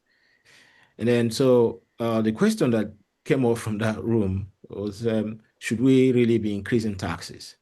Because I listened to an external expert who led the conversation, a professor of taxation is his area of expertise. And then the impression is that Nigeria doesn't collect enough tax, about roughly 10% tax to GDP ratio, which is among the lowest in the world. But that is far from the truth. Trade cost is highest in Nigeria. I mean, globally, Nigeria is highest when it comes to trade costs. The cost, what people spend to do anything. Think of the Okada rider in any Nigerian city, how much they have to pay to non-state actors. Pat told me we characterize that as political, you call it economic brigandage. So we are actually held hostage by non-state revenue collectors. Now, this revenue they collect do not make it to the government. Some estimates will have that, as kind of more larger than the government revenue every month, every year. Yet nobody has actually done anything about that. So talking about tax, because I'm talking about how do we raise the financing to build this physical infrastructure, which does not exist, which is creating, this incentive for people to just dump this nation.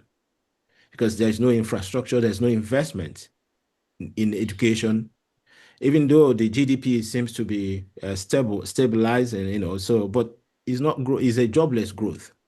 And then when you try to dissect the GDP into the core and non-core aspects, you will realize that what is actually driving the growth, the so-called growth, is more of the non-core aspects, not the core aspect of the GDP. Okay, so the core aspect, you're looking at the private investment. FDI is not happening. My sister just pointed in that direction. Because people look at the prospect, can they exit when they want to? Okay, and then what are the ease of doing business? So when you put all these things together, looking at the funding, I believe that the funding exists, but there's no political will to really, how do I call it? How do I describe it? For the government to really enforce itself on the system so that we have just one system, not having parallel systems that do not speak to each other. Now, this is a conversation that people do not want to have. Okay, so you have non-state actors collecting taxes, tolls everywhere. Okay, yet government is taxing, so because I keep saying this, Nigeria was not set up as a tax-paying republic. It was just a sharing, resource sharing republic that we've run until this tax reform that we are still on. Okay, so we do not have the infrastructure to do that. And so because we can't collect enough, government is always taking the line of least resistance, which is, okay, those corporates, get them to pay. And then we have multiple transactions. So it creates a very big problem. Sounds more structural issues that we can't just have whether the political will or whatever to deal with. So, which is my point? Be on standby, because I'm going to ask my neighbor here, my closest neighbor, Majupinik, about structural reforms that we need. We've done reforms. What has that worked before reforms? Which is, yes. Oh, he's also online? Oh, I apologize for that, Dr. Dakuku Peter side. Are you there, sir? I wanted to give you the toughest meat to bite into, and that's the elections cycle, and whether the 2027 elections, now we're going to election cycle, with all the spending already going out there, whether what that will do for us. So, but let me just bring that in very quickly because we all have our eyes on that already. Do you think electoral cycle, the spending has started? So whether you're distributing 2 billion naira worth of food in some part of the country by First Lady or, things are popping up across states. Everybody's distributing something. I watch too much TV these days, maybe, so I see a lot of that. What are your thoughts? Do you think the electoral cycle we're coming, how do you think we can deal with the likely inflationary outcome of that, and whether we can navigate this electoral cycle very nicely as not to hurt whether portfolio, direct investment, raise competitiveness, maintain exchange rate, inflation, and just sail through in some way? My neighbor here is shaking his head a little bit, not so visibly, but I can see that. Dr. Dakuku Peter, I'll give you just about 2 minutes to make some political statement. All right, thank you very much, Bosun. Thank you, Group Managing Director of Cowry Assets, the MD, my fellow panelists. Bosun, you want to put me in trouble. Let me tell you 3 things you may not know. I'm on the line to be appointed DG, National Competitive Council of Nigeria. Did I mention that at the start? I had some level of witchcraft in me, but just go ahead. Yeah. So what you're setting me up for is to claim after my appointment that it's a fake agency, and you will get EFCC and ICPC to go after me. You will not succeed. Amen. Let us pray. Okay, so I'm clear that that's what you want to set me up for. However, I love the competitiveness. Yes. However, if you believe that that agency is obsolete, I'm not sure you have seen it all. But I don't want us to live here on a more serious note without connecting the dots between our performance in sports, the state of security in the country, and the state of the economy. I'd like to thank Mr. Johnson Chukwu for laying solid foundation for what I believe will be a robust conversation. But I want to take it a bit further. For us to be very clear about the connection, that's key to me, Bosun. Key, that's something I like us to take away from. And for us to go away with the connection, I want us to look at a common pattern, and I'll do that in 3 minutes. I'm conscious of the fact that we should leave here by 5 p.m. Nigerian time. If you look at that's competitive, that's competitiveness. I love that. They're ready for the job. If you look at the pattern between the year 2000 and I can stretch it, first decade of democracy, 2010 or 2018. Let me stretch it to 2018. Nigeria qualified for 4 World Cup outings. And between that same period, we had insecurity. So the argument that insecurity is of recent does not hold waters. We had insecurity. However, it was localized. Boko Haram started somewhere in the northeast. We had militancy in my south, and Amaju Binik is also part of it. We had a few cases of farmer-header clashes here and there. They were all isolated cases. And so we had insecurity. It wasn't nationwide as it is today. Within the same period, the economy, there was some growth in the economy. You can claim that it was not, it didn't create broad-based prosperity. You can claim that, and you're also very right. And at the same time, we qualified for World Cup. Compare that to another decade, between 2018 and 2026. Insecurity wasn't. Now, it wasn't just a localized issue. Every part of the country was dealing with one form of insecurity or the other. Kidnapping got worse in the northeast part of the country. Boko Haram, ISWAP, and all of those things, of course, became nationwide, including Oyo, the most recent one in Oyo. We're all living witnesses to it. The religious crisis, now the cry for, especially in the southeast, the agitation, separatist agitation became widespread. Within that same period, we didn't qualify for World Cup in 2022, and in 2026. And so you can see a common pattern. What it means is that as insecurity got worse, the economy depreciated. We also lost our place in football. Is it a coincidence? Not likely. It's a pattern, and until we take note of that pattern, we may not come out of this quagmire.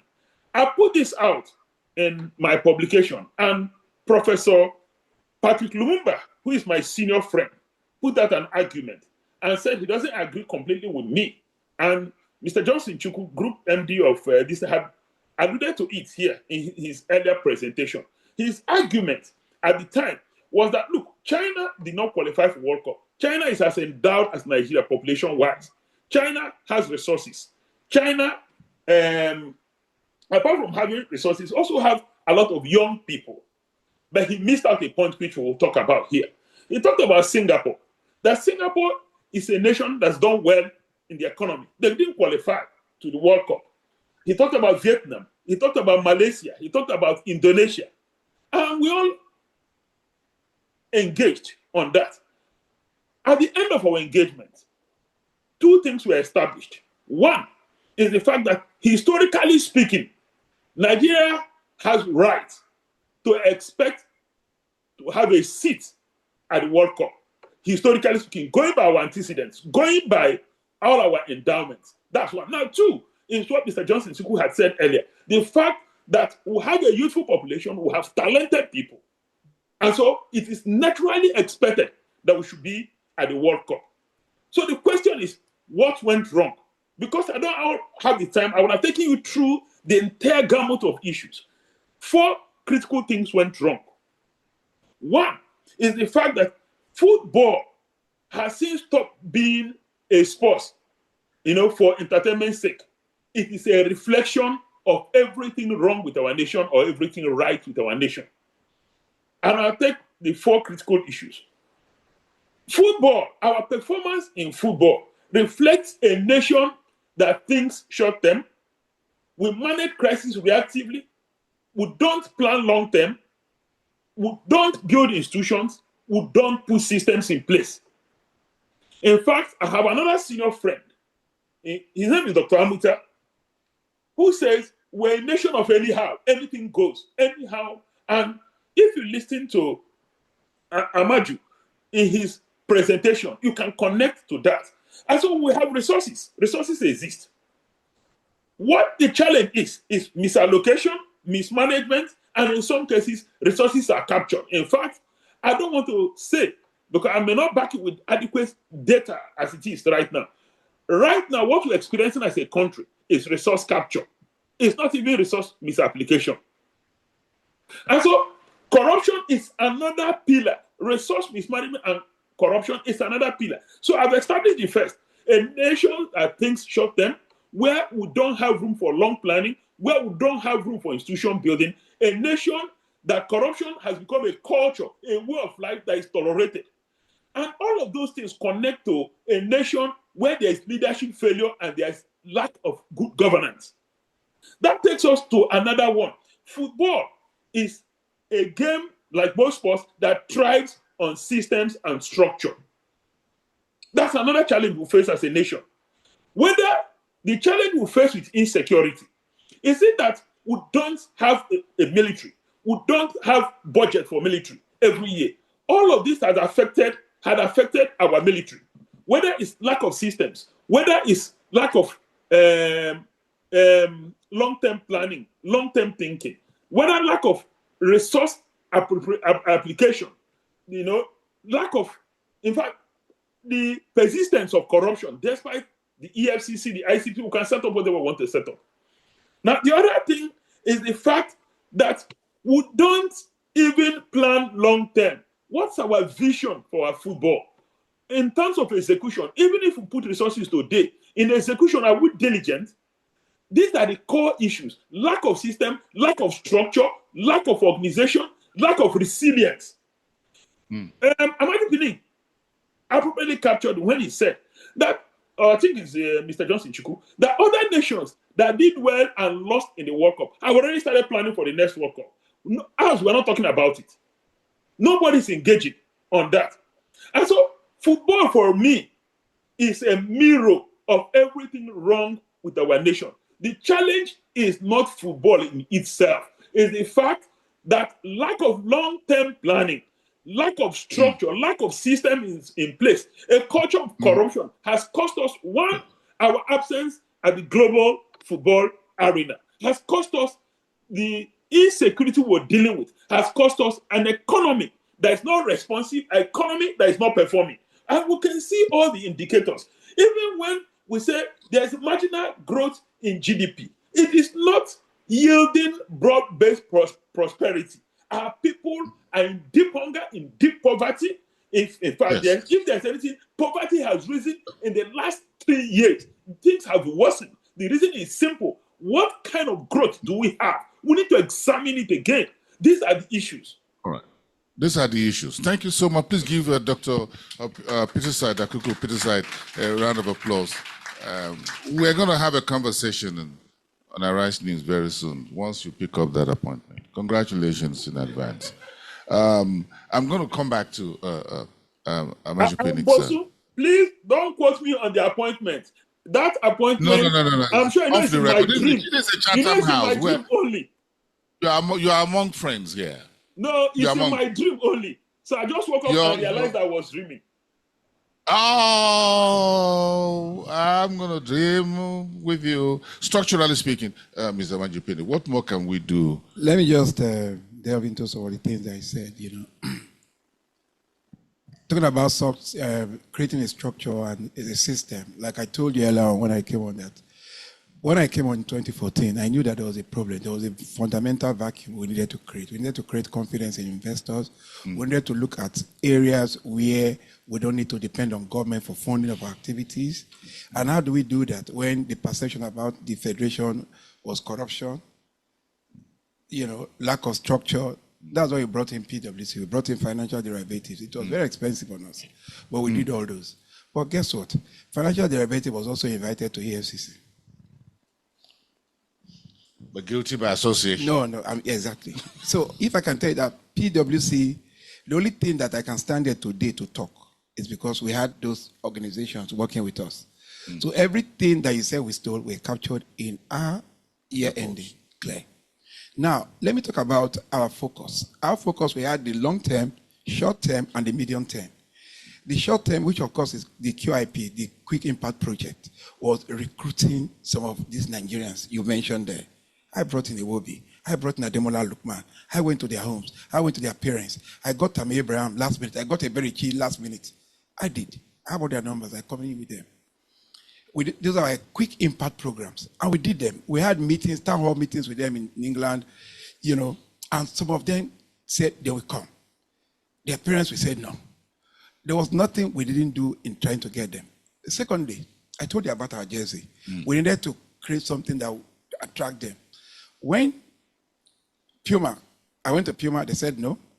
They said to me, the old man in Puma, and I don't want to say, it's very disturbing what he said about Nigerians. Then Adidas said Nigeria was a no-go area. We were using Adidas.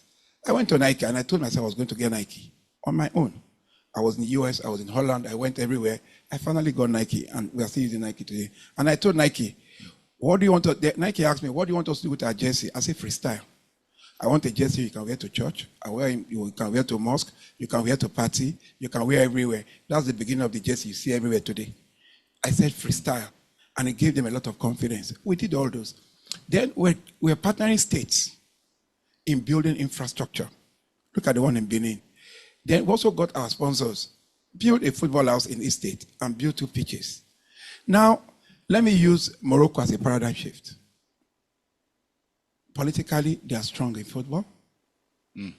Why? Because the government enabled them. Structurally, they have 44 elite training zones. So their intention is winning the World Cup. How do we win the Cup? Look at, they were provided for, they were projected, and they were protected. It's not because you don't have the personnel. It's not because you don't have people that cannot run football in Nigeria. But if you ask me to go back to NFF like they've been doing, and I said no, because my wife would say, I will divorce you. Because she knew what she went through. She knew what I went through. Even Dakoko knew what he went through when he was in Nimasa. So when eggheads, so to speak, or decent people are in public positions in Nigeria, because you are going to introduce what ordinarily people would not want to introduce, you find it that they always have problems. To think about it. I don't want to mention names. But what I'm saying is, all these things are things that we could have done. But listen, okay, also, let us look at the larger society. We want to partner a company like MTN. MTN spends about 60 billion to buy diesel. The company, yes, 60 billion to run all their sites. So how do you want a company like that to partner you when operational costs? I also play in the oil and gas industry. I know what the companies are doing now, going offshore and living onshore in ensuring that they save in terms of operational cost. That 60 billion, just imagine 60 billion at average of 500 million. We build 120 pitches all over the country. Do you know what that will bring? Let me give you an example about not having infrastructure. A player from Warriors, very talented young boy. Think we have nowhere to play football. Nowhere. Their training camp is. And the guy joined and started joining kidnapping. It was not a kidnapper. Joining. And they told some of us about it. I said, no, go and look for that boy. Guess what? That boy is a part of the under 20 team today abroad. So we have 1 million. So we are talking about talent. We have them in abundance. 2 years ago in Lagos, the FA Cup finals was between a team in Maiduguri and a team in, I think, Kwara. The team in Maiduguri had 9 out of the 12 players from the IDP camp. What does that tell you? Where did they play football on? I recall the first time Gianni came to Nigeria. I picked him up from the airport. We were going to Transcorp. I didn't know he was counting the number of people playing football on both sides from Abuja airport. And I said, Pinnick, I counted 11. Playing on what? Sand. Road. So just imagine if we have all those infrastructure and the government is intentional about protecting, providing, and projecting administrators. Trust me, that's why I said, with all due respect, that running football is a piece of cake.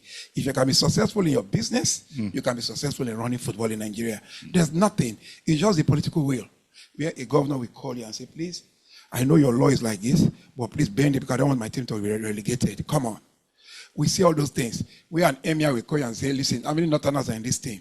We see all those things. So I'm telling you, where people, if, for example, the president calls and say, if you look at using Morocco again as a paradigm shift, the king, in 2019, they were prime and conditioned to win the Nations Cup in Egypt. Then I was the vice president of CAF. They did everything. They planned. But guess what? When they got to the second round, not quarterfinals, they got defeated. A country was in mourning. And when the administrators went back, some people were calling for the heads of the administrator. They did this, they did that. The king of Morocco, Saidi VI, called the president of the federation, sat him down and said, what went wrong? He told him, say, okay, we are going to fix it. Fixing it took them to the semifinals of the World Cup. That's leadership. That's the government. But in Nigeria, the moment you will go and meet a minister, I can be president of NFF. Really, we are from the same village, because if you leave this office, you come back to that village. Okay, let's go and fight. And that's the beginning. You find out a minister tells you. I recall when I said Bismarck went to EFCC, a minister called and said, because some of these companies that went to say, listen, we cannot have the money in your account. It's okay, keep it in financial derivatives. Whenever we need it, we'll request for it. And once, Bismarck, it's like taking money from, I don't want to talk about this scrutiny. It's worse than EFCC at that point. But I liked it. It was introducing proper integrity. So I boasted to the minister then. I said, listen, all our funds, some of our funds in financial derivatives, the accountability is 100%. And he requested that this man should send all the account details before the statement. And guess what? The minister handed it over to EFCC to investigate. Come on. How do you want? And this man told me then that he was done with NFF. That he has never. And that period, they just appointed him as chairman of the Nigeria Economic whatever. As a member of the yes. And the chief of staff then screamed that no, this thing should not come out. I was invited to EFCC.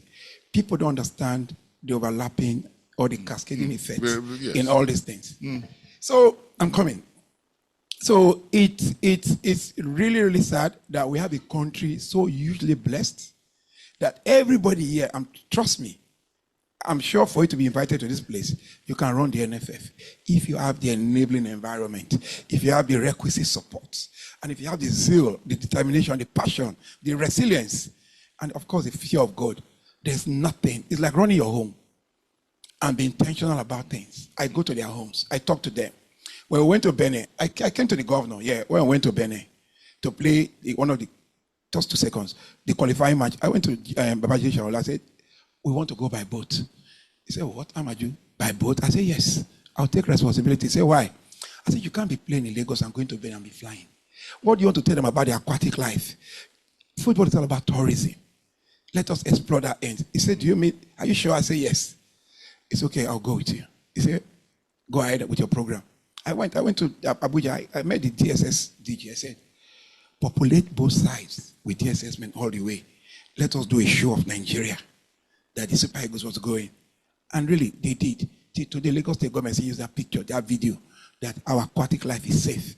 So football can be used in so many ways. But the truth is, like I said, it is difficult.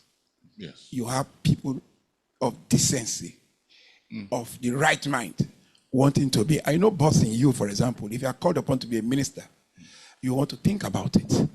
The same thing with Johnson Chukwu, who say, I want to think about it. Because you can be going as a minister today, you can be coming out with your name fully tarnished.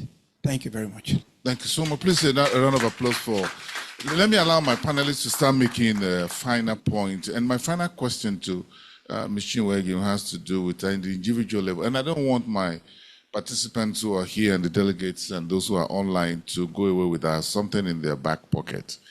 So what sectors of the Nigerian economy do you think will give the greatest opportunities for improving personal and household income? I'm feeling my back pocket. That's the point. And everybody here is feeling, except Augustine here at the front, whose pocket is bulging. But I think everybody else here wants their pocket. So where do you see the sectors that can help as we go into the election year and all of that without really perhaps, what are your thoughts? What sectors do you see? It's very difficult to answer this kind of question because it depends on the perspective. So if it's trying to look at sectors in which you can help your income level as an individual or as a business. Yes, because petrol prices go back up and up. Okay, I'm going to give you multiple responses. So from that perspective, you need to be looking at where demand is, right? So the specific commodities or services that Nigerians or individuals cannot do without. So looking at sectors that fall within that dynamic. The economy, 70% of the economy is below middle income. So what kind of products or services would be beneficial to those that fall within that income bracket? But if I should pull out from the national accounts, I would say agriculture. I would always say agriculture, but then at what level of agriculture? Not the primary agricultural level, but agro processing. Yeah, the way my neighbor here does it. He definitely is generating income, but I'm saying that everyone can concentrate on that. So looking through the whole value chain of agriculture, so agro processing, you have Livestock. no processing, so meshing manufacturing into so instead of just tomato paste, like moving from the base to middle. Yeah, that's what I mean. So agro processing, also storage as well. That is storage and transportation. That's moving the produce from, let's say, the north where the food basket is to markets within the south. There's still room for output generation within manufacturing. When you dissect the manufacturing sector, I think there are about 13 segments under that sector. So there are opportunities that lie within there. In the orange economy, orange economy is a creative sector. There are auxiliary businesses or industries within there that prove to have some level of opportunities over the next 3 to 5 years. But saying all of this, it may sound a bit cosmetic if we do not, or if the government doesn't focus on industrialization, because power generation is important. You mentioned fuel. So there's a lot of reliance on generators. So industrialization is very much important. I think I've touched on the sectors that are on my green shoot scorecard right now. So agriculture, but not the baseline. That's agro processing. Looking at the 13 segments of manufacturing within the national accounts, considering industries that are auxiliary to the orange economy, which is the creative economy. Real estate is still proving to, from a numbers perspective, to be lucrative as well. But I'm very big on value chain. So when you look at these sectors, also consider their value chain. You'd find opportunities to generate income through those. Yeah. Interesting. Thank you. Beautifully put. Thank you so much. Give a round of applause, please. Yes, please, sir. Like I said, sorry, I'm also a farmer, and you know some of the difficulties that we also encounter in terms of value chain. When we started farming about a couple of years ago, we decided to build 3 greenhouses that sits on about 4,000 square meters for about 4 football pitches in Oyo State, in a village called Ishe in Fashola. It's a beautiful place, you can't imagine, but trust me, because of security, I can't remember the last time I went to my farm. Now, beyond that, if you see genuine intention by the government of Oyo State to do something very novel, do something very new, give us all the encouragement, build roads, infrastructure within this confine. But we decided, okay, let us go ahead and have a partnership with some of the federal government agencies. Before then, we sourced for the best lab to take tomatoes to powder. Because powder has a longer shelf life instead of just a paste. So we met this company in Canada, the food development company. We entered an agreement with them, paid them over $100,000, and they developed what's called the Pinnacle Instant Jollof. But guess what? We brought in all the equipment, everything to Nigeria, but we are still producing in Canada. We moved tomatoes, dry it, and take it to Canada and produce in Canada. Why? Because I don't want to talk about it not being very conducive. Meanwhile, we have all the equipment. And politically, we know where that state is. And we know where agencies are. So can I rest my case? Look, sir, Mr. Pinnick. Look, Mr. Pinnick, I'm going to put how many percentage tariff, Mr. Johnson, should I place on that if I am in the White House right now? I'm going to put 200%. So what I'm saying is we have so much potentials in this country. If you go to that farm, the Ishe in Fashola Agro Village, you marvel at things that will everything. And guess what? 60% or 70% of the farmers there are not from Oyo State. Yeah, but there's just so much in this country. So we need to sit. That can be done.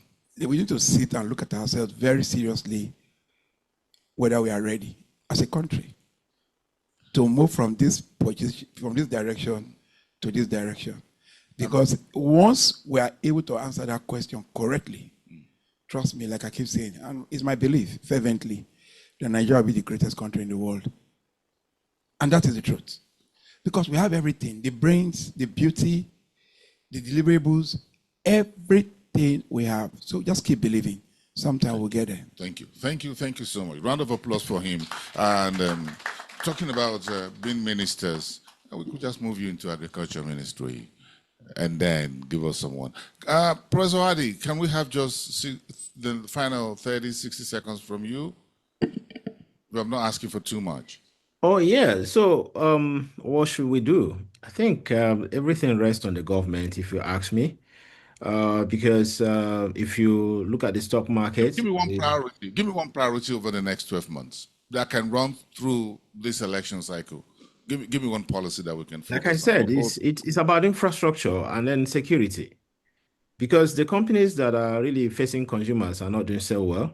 So the ones that are doing well are the ones facing the dollar. So if you're exporting, then yeah.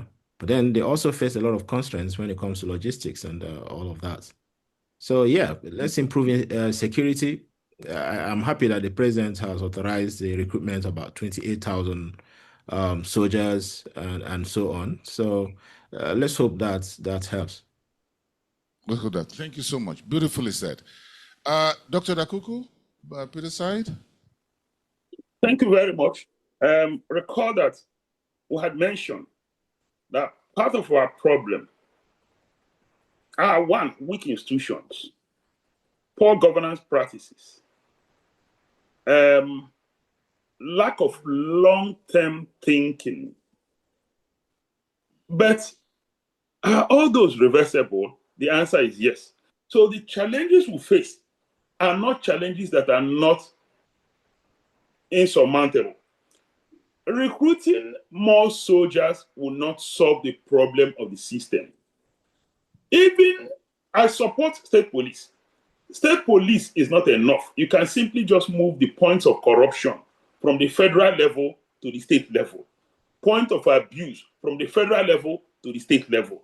That's not a problem.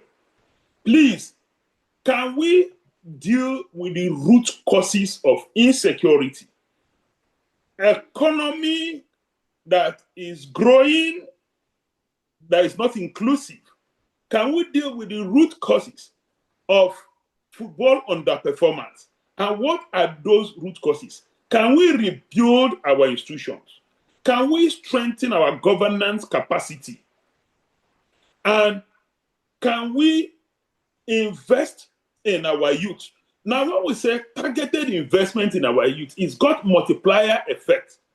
When we don't invest in our youth, we harvest insecurity. When we don't invest appropriately in our youth, you can be sure that the economy of the future will leave us behind. The world is moving towards digital economy, where a lot of things are driven by AI or run on the backbone of infrastructure. You have talked about the fact of which sectors, should we focus on to grow our economy. Trust me, Nigeria has multiple advantages. Whether in agriculture, we have some of the most arable lands, the fact that we have youth population, even in services, we can do well. In IT, ICT, in banking and finance, there are economies that run on finance. Singapore is not endowed with any farmland or natural resources. Simply, they've become a hub for financial services, a hub for maritime service. That's basically what Singapore is running on. We can run on services. So it's not a death knell to just talk about, agriculture, services, and other sectors. We are literally good in most sectors. The only thing is, let's all be intentional in our investment, in strengthening systems, in putting systems in place, and in our governance practices. It's a demand we need to make on our leaders. Without that, we'll continue to cry over and over again. Football is not just about talent, it's about systems. Thank you. Thank you. Give me a round of applause, please, Dr. Dakuku Petiside, former Director General at NIMASA. We're short of time, and that is the reality. So I'm just going to invite those who will be able to make 30 seconds or less comments from the audience, please, in the hall. 30 seconds or less. Now, those who are, I'm going to have a FIFA here. Yeah, Mama got here to do the. No, please, sir, please do not stand.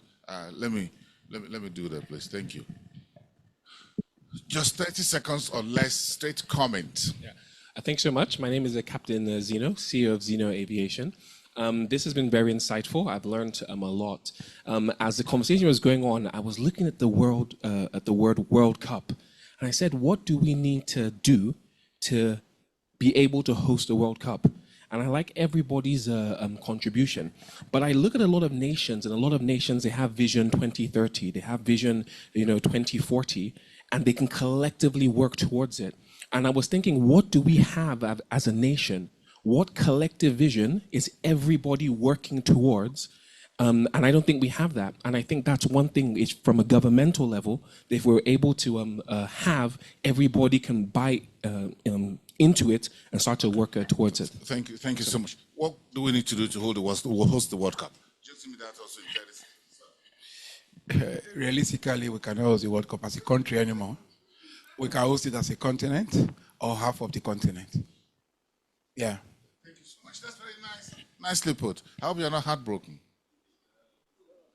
Yeah, hold it there. Who's giving me 30 seconds or less?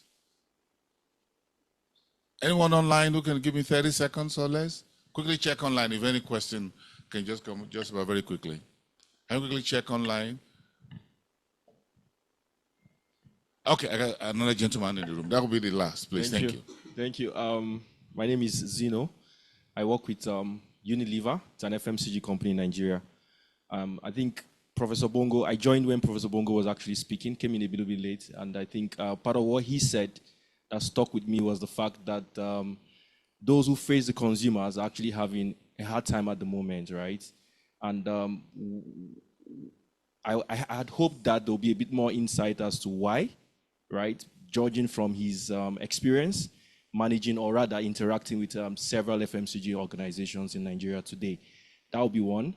And then secondly, what's the impact of the delayed implementation of the current budget in Nigeria to all this? Because it seems like a paradox that we are struggling to kind of unravel, judging from the fact that we had hoped that a stable economy coming into 2026, judging from where 2025 had been for us, would have somewhat unlocked a lot of opportunities for us in that space and see consumer growing. Yeah. Thank you so much. I'm sure you know why he asked that question. Unilever. They just released their result, isn't it, Mr. Johnson Chukwu, isn't it?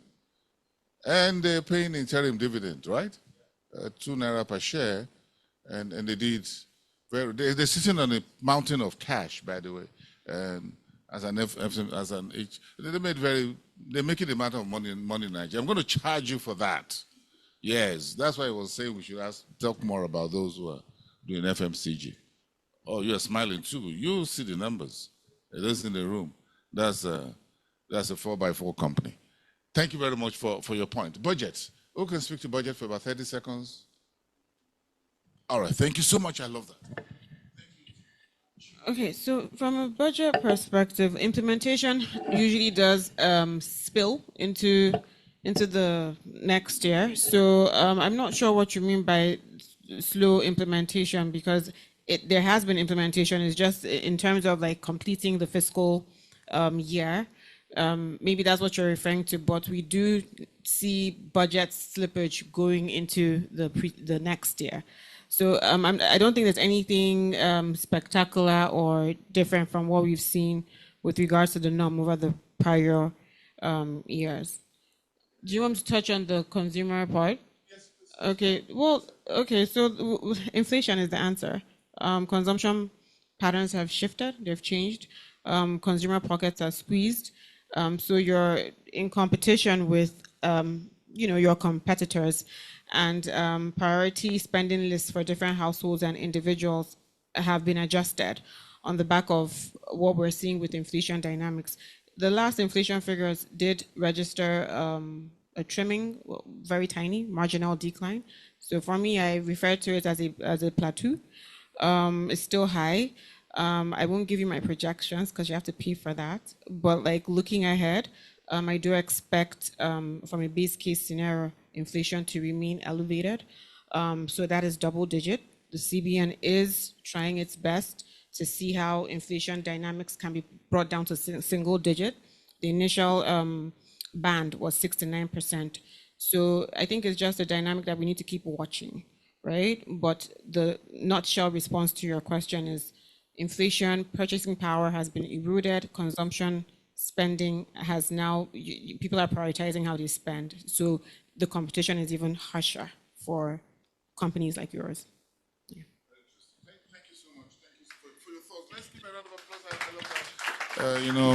Okay, so we're going to start to wrap it up because I got a lot of votes here, those who voted for me to be the next minister. Thanks for all your votes, everybody. I got the highest vote, so thank you so much. Anytime it's announced. Just like Mr. Peter said, I'm dreaming. All right, do we have anyone online finally for that 30 seconds? Yeah, so can I pitch in something? Although Chinwe has answered, the question the person asked why consumers facing, corporates facing consumers. Yes, can you hear me? Please go ahead. Okay. Yeah, Yes. so let me just pick back on what Chinwe just said. In 2024, at the peak of the inflation problem, the poorest households, and then we are talking about 165 million Nigerians, they faced 107% inflation.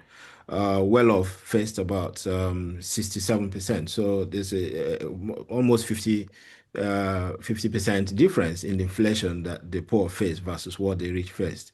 So, and again, incomes are squeezed. Most Nigerians, the consumers spend almost more than half of their income on staples, right? So there is nothing for discretionary spending and all of that. So if you put that into perspective, so you see that if you're really playing in that sector, if you're facing consumers who have to face constrained and compressed wallets, so you're also going to face shrinking margins. I think that's what I have to say to that. Thank you. Well, thank you so much. And finally, is it possible to build a good football system without a strong local league? Absolutely not. You need a very strong local league because the players they don't fall from heaven. You get them, you source them locally. 20, 30 years ago, most of the Super Eagles players, maybe you want to, were all from the local league, And I believe the right thing is being done right now. The National Sports Commission is peopled by technocrats, by people that know, and they are working closely with the Nigerian Football Federation and the league.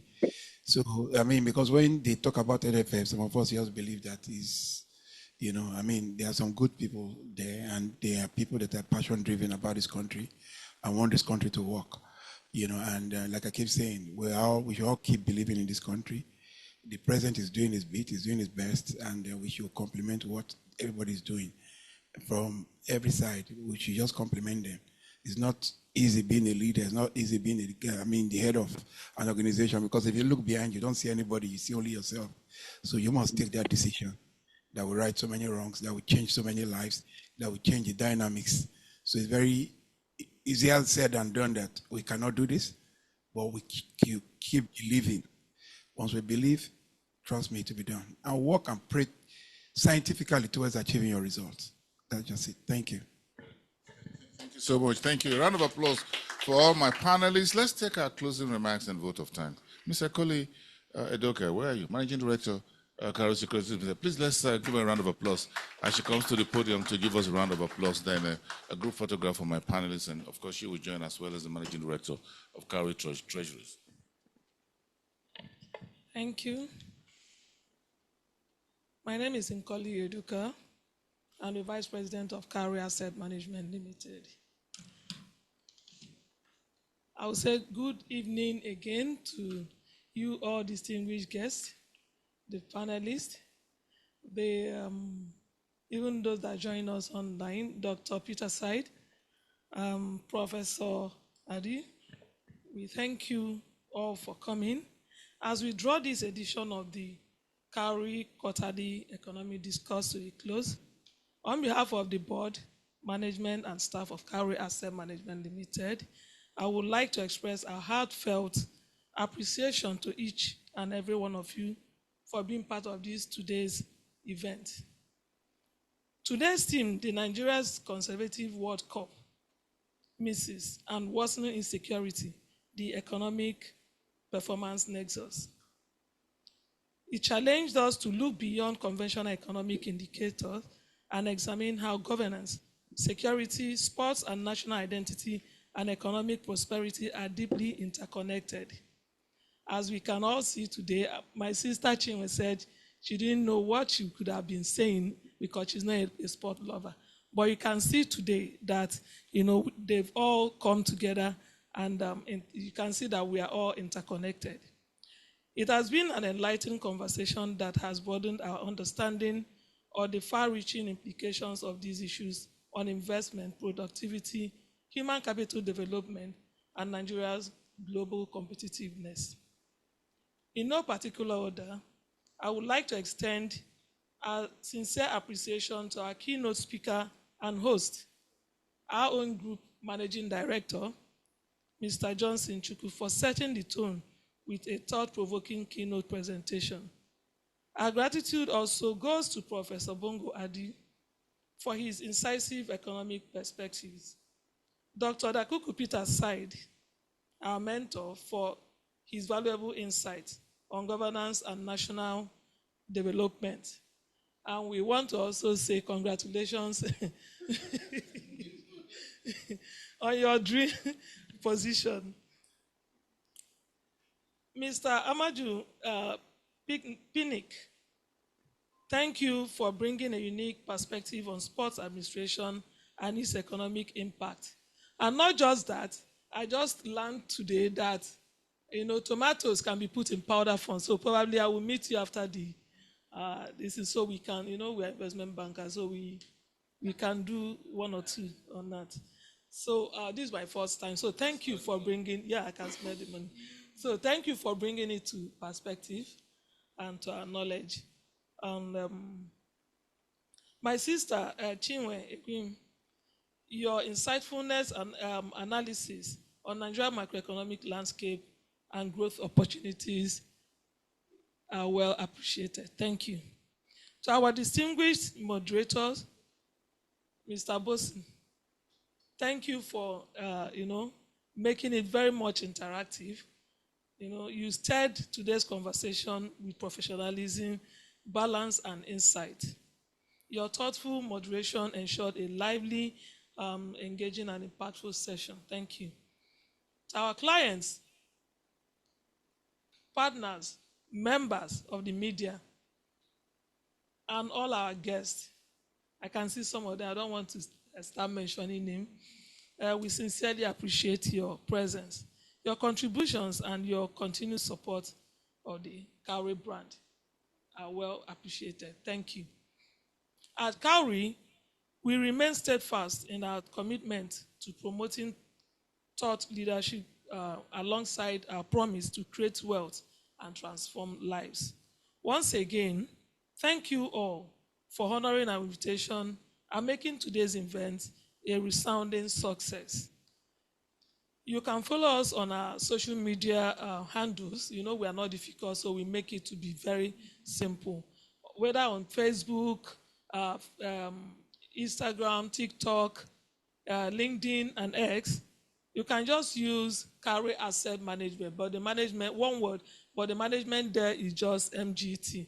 So Cowry Asset MGT. So that is management, just one word. Or you can also visit our website at www.cowryasset.com.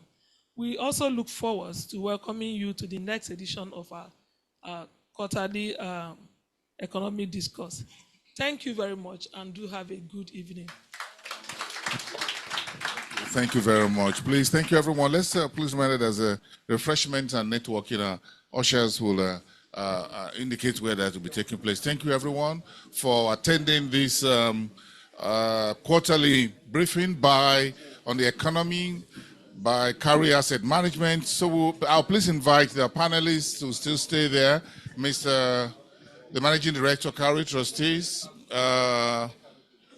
Ms. Egoli, to also join them on the podium for a group photograph.